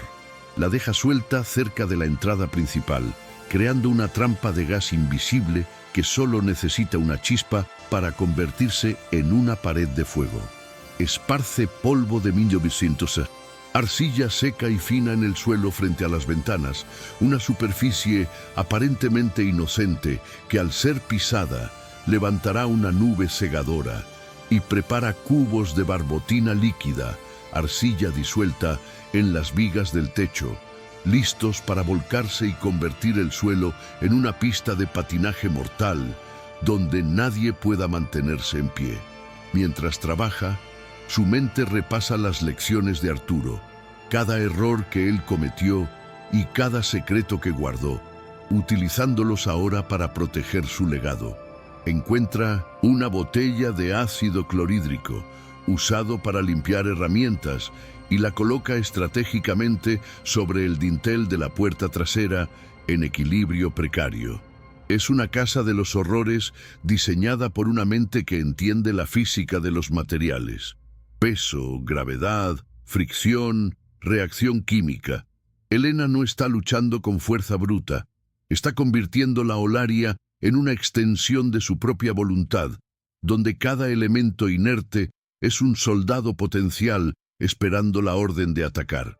Mateo gime desde su rincón, el dolor haciéndolo delirar, llamando a su madre en susurros. Elena se detiene un segundo, el corazón encogiéndose, y corre a su lado para darle agua. «Ya vienen, Elena, los oigo», murmura el chico, con el oído pegado al suelo vibrante. Elena se levanta y mira por una rendija de la ventana tapiada. En la distancia, una columna de polvo se levanta contra el sol poniente y el brillo de los faros de xenón corta la penumbra creciente. Son 3 camionetas, moviéndose en formación de ataque, acercándose al pueblo con la confianza de quien se sabe impune. Don César ha llegado y no viene a negociar, viene a exterminar. Elena regresa a su mesa de trabajo y realiza la mezcla final, la más peligrosa. Combina óxido de hierro y polvo de aluminio, termita, una sustancia que arde a miles de grados, capaz de fundir el motor de un coche o atravesar el acero como si fuera mantequilla. Llena varios jarrones pequeños con la mezcla y les coloca mechas de magnesio. Siente el peso de estos pequeños soles en sus manos, sabiendo que si comete un error, se vaporizará a sí misma antes de que lleguen los enemigos. Su respiración es rítmica, controlada. El miedo ha sido sublimado y convertido en una concentración fría y terrible. La luz del día muere definitivamente, sumiendo el interior del taller en sombras profundas, rotas solo por la luz piloto de uno de los hornos que Elena ha dejado encendido al mínimo. La atmósfera es claustrofóbica, cargada de vapores químicos y la electricidad estática de la violencia inminente. Elena se coloca sus gafas de protección y una máscara de respiración industrial, su rostro desapareciendo detrás del equipo, convirtiéndose en una figura insectoide y amenazante. Se mueve hacia el centro del taller, el punto estratégico donde convergen todas sus trampas, y espera. Desde afuera llega el sonido de puertas cerrándose y voces de mando. No hay gritos, solo instrucciones tácticas profesionales. Rodeen el perímetro. Quiero a la vieja. ¡Viva! Al chico mátenlo. Escucha decir a la voz inconfundible del detective Suárez, amplificada por el silencio del desierto. Pasos pesados crujen sobre la grava, acercándose a las ventanas y puertas, probando las defensas, buscando puntos débiles. Elena aprieta un encendedor en su mano, su pulgar acariciando la rueda de metal, lista para dar la bienvenida calurosa que ha preparado con tanto esmero. El primer intento de entrada es brutal. Una bota golpea la puerta principal, haciendo temblar las entrancas, seguida de una ráfaga de disparos que perforan la madera y hacen saltar astillas al interior. Mateo se encoge, cubriéndose la cabeza, pero Elena ni se inmuta. Sabe que la puerta aguantará unos minutos más, el tiempo suficiente para que se confíen, para que se agrupen, para que cometan el error de subestimar a una anciana que hace vasijas. Escucha el siseo del gas propano llenando la entrada, invisible y letal, mezclándose con el aire nocturno. «Sal, Elena, sabemos que estás ahí», grita don César, su voz melosa y culta transformándose en un gruñido impaciente. Entrégame la piedra y te dejaré morir rápido. Hazlo difícil y te juro que desearás no haber nacido. La amenaza flota en el aire, pero Helena no responde con palabras. Su respuesta es el sonido metálico de una lata de pintura rodando por el suelo hacia la puerta, una distracción sonora que hace que los hombres afuera se tensen y apunten sus armas hacia el ruido. Es una guerra de nervios y Helena tiene la ventaja de no tener nada más que perder. Ha aceptado la posibilidad de su muerte y esa aceptación la libera de cualquier vacilación. Mira alrededor de su taller, su vida entera contenida en estas 4 paredes, los tornos, los sacos de arcilla, las piezas terminadas y las rotas. Todo lo que ama está aquí y todo lo que odia está afuera tratando de entrar. Es una ecuación simple de balance de masas y ella está lista para equilibrarla con fuego. De repente, una ventana lateral estalla y un objeto cilíndrico es arrojado al interior. Una granada de aturdimiento rueda por el suelo, emitiendo un pitido agudo.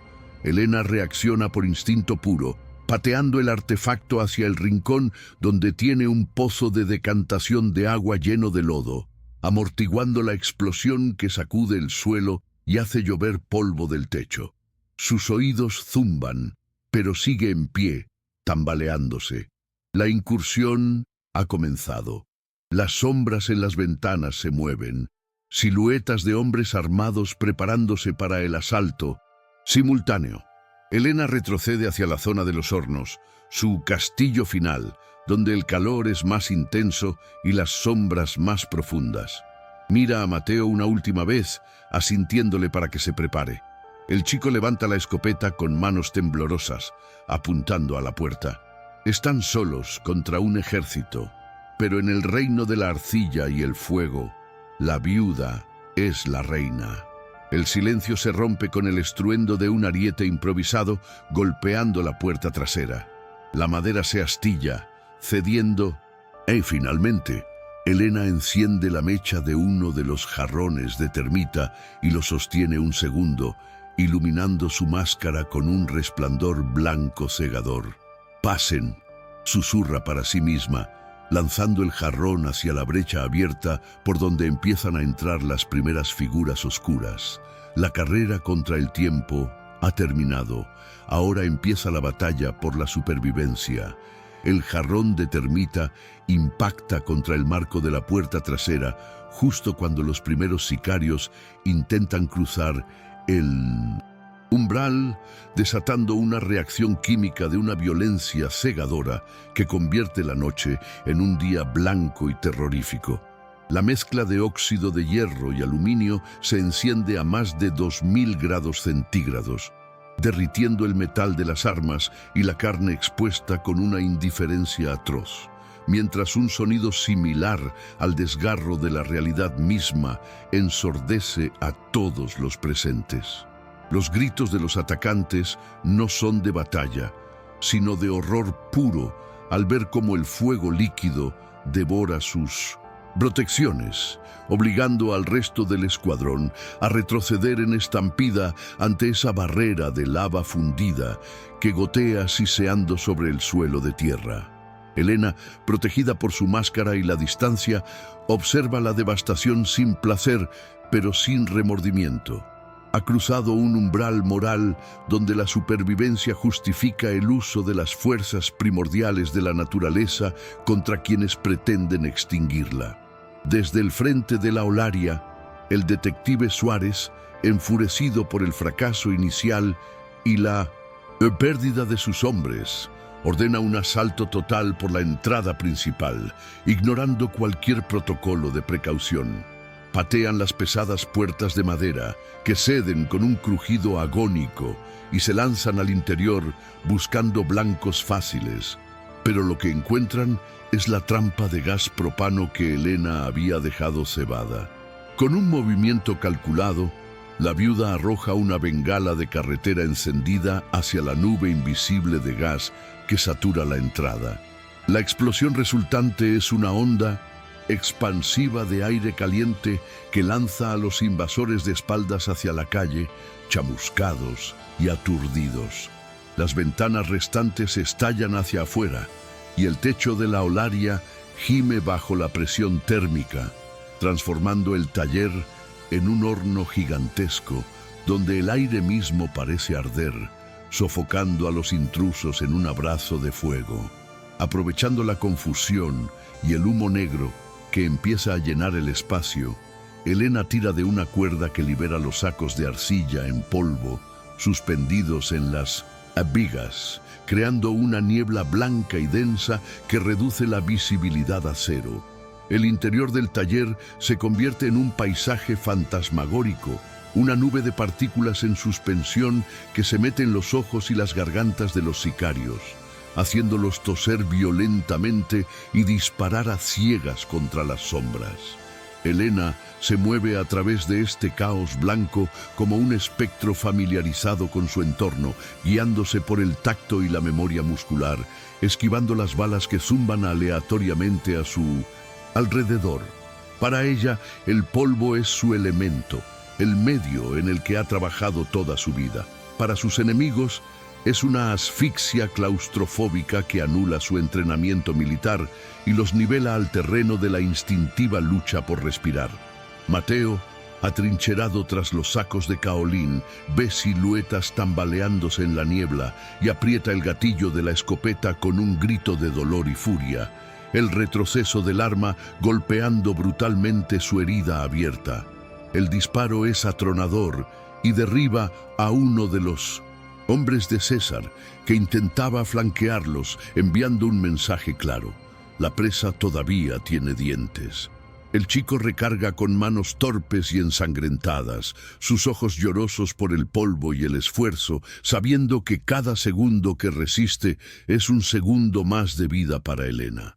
Ya no es el pandillero cobarde que escupía al suelo. En este infierno de polvo y fuego se ha forjado una lealtad inquebrantable, dispuesto a morir defendiendo el castillo de barro de una mujer que se ha convertido en su única familia verdadera. Sin embargo, la superioridad numérica del enemigo comienza a imponerse. Suárez, con el rostro cubierto por un pañuelo húmedo y los ojos inyectados en sangre, logra entrar rodando bajo la capa de humo, avanzando reptando hacia la posición de Mateo.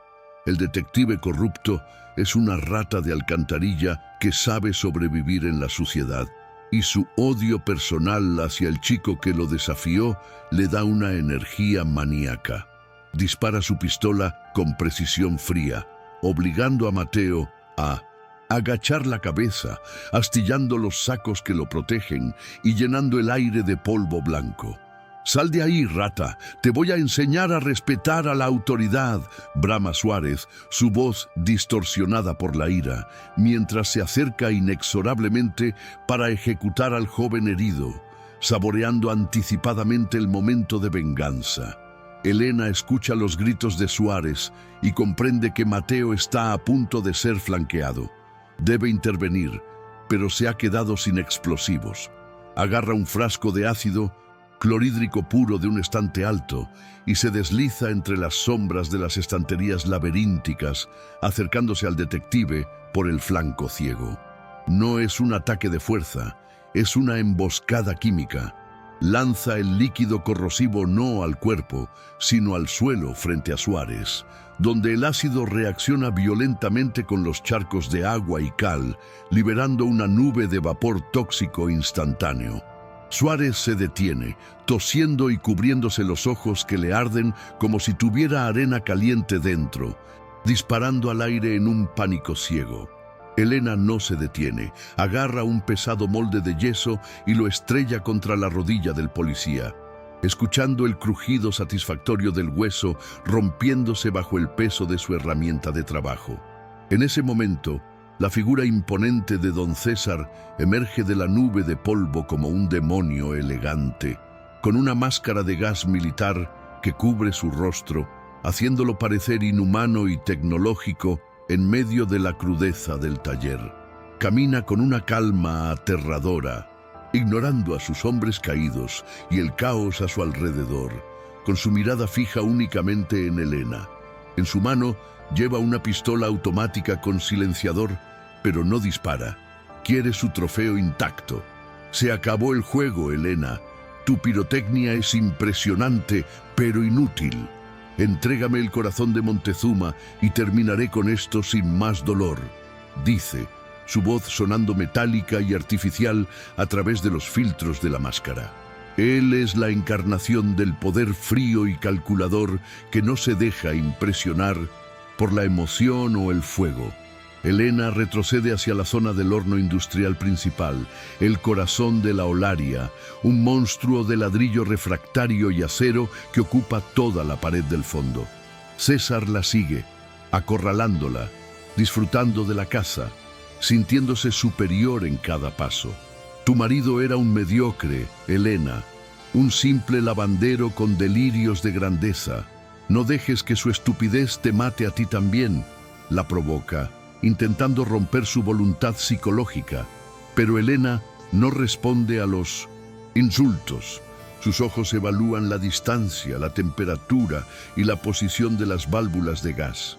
Ella conoce a su marido mejor que nadie y sabe que su verdadero legado no era el crimen, sino la capacidad de transformar la materia bajo presión extrema. Sigue retrocediendo, atrayendo a César hacia la boca abierta del horno apagado, un espacio cavernoso diseñado para coser grandes piezas de arte. Cuando César pisa la zona frente al horno, Elena patea un cubo que había dejado preparado, derramando litros de barbotina, arcilla líquida y viscosa sobre el suelo de cemento liso. El capo, con sus zapatos de suela de cuero italiana, pierde la tracción instantáneamente, sus piernas volando hacia arriba en una caída cómica y brutal que le hace golpear la espalda contra el suelo duro, soltando el arma que se desliza lejos por la superficie resbaladiza.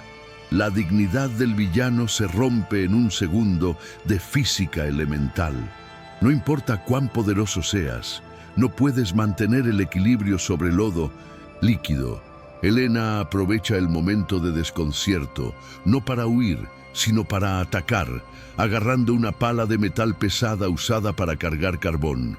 César intenta levantarse, rugiendo de frustración, pero el suelo es una pista de hielo de barro.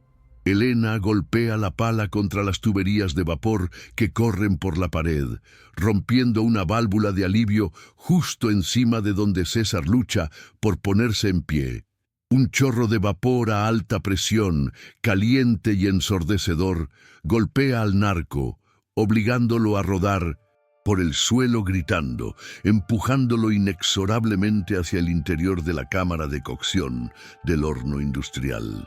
Es una fuerza hidráulica contra la que no puede luchar, y en su desesperación por escapar del chorro quemante, se arrastra hacia la única zona seca, el interior oscuro del horno. Elena, con la fuerza de la desesperación final, se abalanza sobre la pesada puerta de hierro fundido.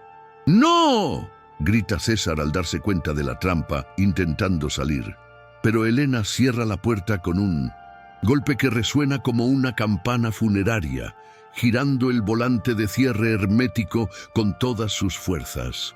El villano queda atrapado en una caja de acero y ladrillo, golpeando los muros desde adentro, sus gritos amortiguados por el aislamiento térmico de 30 centímetros de espesor.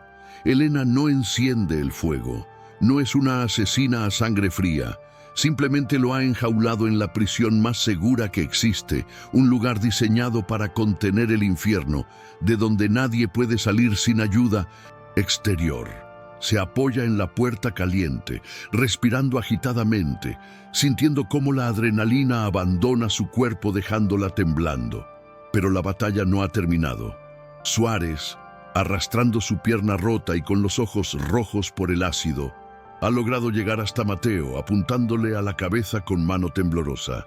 «Abre esa puerta, vieja, o le vuelo los sesos al niño», grita el detective, desesperado y acorralado. Elena se gira lentamente, viendo a Mateo de rodillas, sangrando y exhausto, con el cañón del arma presionado contra su sien. El silencio cae sobre el taller destruido, roto solo por los golpes sordos de César dentro del horno. Es el punto muerto mexicano final, la vida del chico a cambio de la libertad del monstruo. Elena mete la mano en su bolsillo y saca el rubí, levantándolo para que Suárez lo vea, brillando rojo como una gota de sangre coagulada en la penumbra. ¿Quieres esto, Suárez? ¿Crees que esto te salvará de lo que viene? Dice Elena, su voz tranquila y terrible. César está acabado. Sus cuentas, sus secretos, todo está aquí. Si lo liberas, él te matará por haber fallado. Si me matas a mí, nunca descifrarás el código. Suárez duda, su avaricia luchando con su miedo. En ese segundo de indecisión, Mateo, aprovechando la distracción de su captor con la joya, clava con fuerza salvaje un fragmento afilado de la olla rota original que había guardado en su mano en el muslo sano del detective. Suárez aúlla, soltando a Mateo y disparando al techo por reflejo. Elena no espera, se lanza hacia adelante y golpea a Suárez en la cabeza con la misma pala de metal, un golpe seco y definitivo que lo deja inconsciente sobre el polvo mezclado con sangre. El arma cae de sus manos y el silencio real finalmente reclama la Olaria. Mateo cae hacia atrás, jadeando, mirando a Elena con incredulidad y adoración. Afuera, el sonido de sirenas se acerca rápidamente, pero esta vez no son patrullas locales. Son sirenas de la Policía Federal y helicópteros atraídos por las explosiones y el caos visible a kilómetros. La guerra de la Olaria ha terminado y entre las ruinas humeantes, una anciana y un joven herido son los únicos que quedan en pie, vencedores improbables sobre la tiranía del cartel. Elena se acerca a Mateo y se sienta a su lado en el suelo sucio, abrazándolo mientras las luces azules y rojas de las autoridades comienzan a filtrarse por los agujeros de las paredes. Mira el rubí en su mano una última vez. La piedra que casi los destruye ahora es su pasaporte a la libertad. Don César golpea débilmente la puerta del horno, pero ya no es una amenaza. Es solo un hombre encerrado en una caja. Elena cierra el puño sobre la joya, sintiendo su dureza, y luego mira sus manos llenas de tierra, sangre y quemaduras. Lo hicimos, Mateo, susurra, y por primera vez en días se permite llorar, no de miedo, sino de una liberación profunda y dolorosa. El amanecer sobre San Juan llega con una quietud reverente, iluminando el humo que aún se eleva, perezosamente de las ruinas parciales de la Olaria, mientras un enjambre de agentes federales asegura el perímetro con una eficiencia quirúrgica que contrasta con el caos de la noche anterior. La puerta del horno industrial se abre con un chirrido metálico, y don César es extraído de su prisión de hierro no como el emperador del crimen que entró, sino como un hombre deshidratado, sucio y temblando de claustrofobia, despojado de toda su mística de poder. Elena observa la escena desde una silla plegable que le ha ofrecido un paramédico, envuelta en una manta térmica dorada que brilla bajo el sol naciente. Al ver a su verdugo reducido a un ser patético y esposado, no siente triunfo ni alegría vengativa, sino un alivio profundo y silencioso. La confirmación de que los monstruos, cuando se les quitan las sombras y las armas, son solo hombres asustados que sangran y lloran como cualquier otro. Un agente de alto rango, con el rostro serio y limpio de la corrupción local que Elena había llegado a esperar, se acerca a ella con respeto, pidiéndole la evidencia que ha causado tanta destrucción. Elena saca el rubí de su bolsillo, la piedra aún caliente por el calor corporal de su mano, y la sostiene por un momento, sintiendo su peso físico y simbólico. Ya no ve en ella una joya preciosa ni una maldición, sino la llave de la libertad para su comunidad y la redención póstuma de Arturo. Al depositar la gema en la mano enguantada del federal, siente que se desprende de una carga de 30 años No está entregando un tesoro, está entregando la verdad comprimida en carbono, una verdad que limpiará la podredumbre que ha asfixiado a su pueblo durante décadas. El agente asiente, prometiendo que la información encriptada desmantelará la red financiera del cartel. Y por primera vez, Elena le cree. Mateo es sacado en una camilla hacia la ambulancia, con el hombro vendado y el rostro pálido, pero con una sonrisa desafiante y viva que ilumina sus facciones juveniles. Elena camina a su lado, tomando su mano sana entre las suyas, sintiendo el pulso fuerte de una vida que ella ayudó a preservar y que a su vez la salvó a ella. «Lo cocinamos, abuela, realmente lo cocinamos», susurra él con una risa débil. Y Elena le acaricia el pelo sucio con una ternura maternal que no sabía que aún poseía. En ese contacto se sella un pacto tácito. Mateo ya no será un halcón desechable para el narcotráfico. Con la recompensa federal por la captura de César y la recuperación de los activos, Elena se asegurará de que esas manos toquen guitarras y no armas. La violencia de la noche ha forjado una familia nueva y extraña entre los escombros, un vínculo más fuerte que la sangre.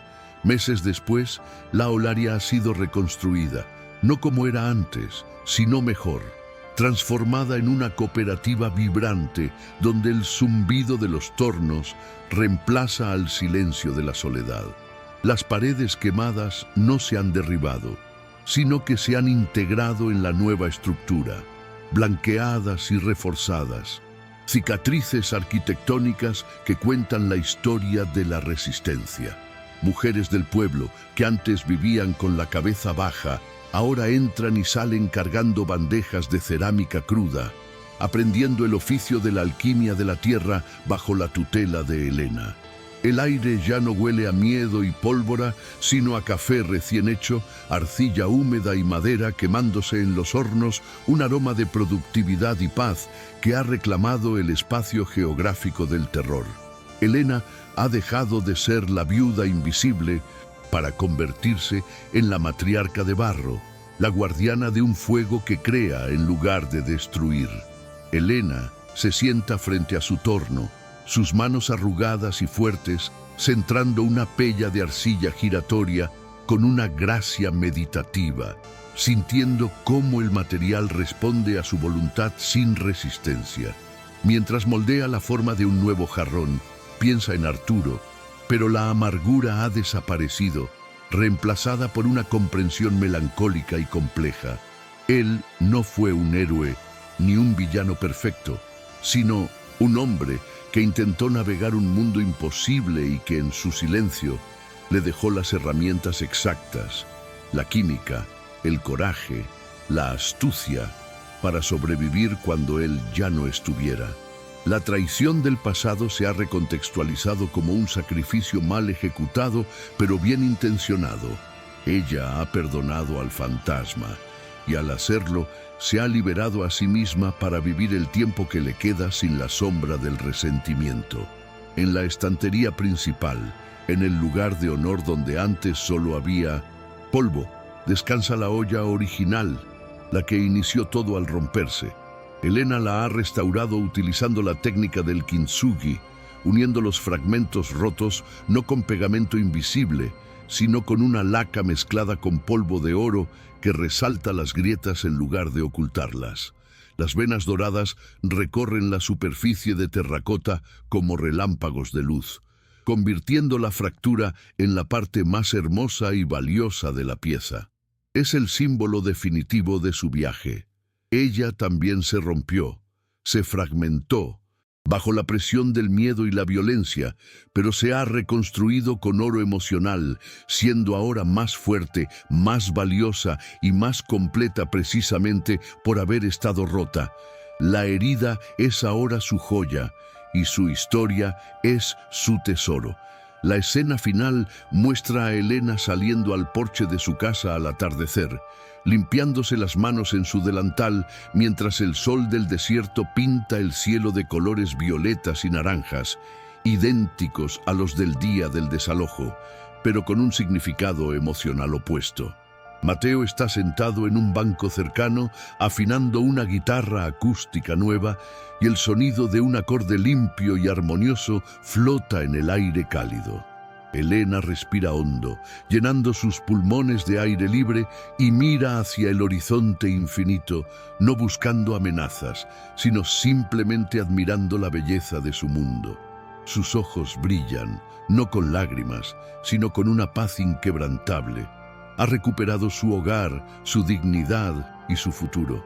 La cámara se aleja lentamente, dejándola allí, una figura pequeña, pero indomable en la inmensidad del paisaje, mientras la pantalla se funde a negro.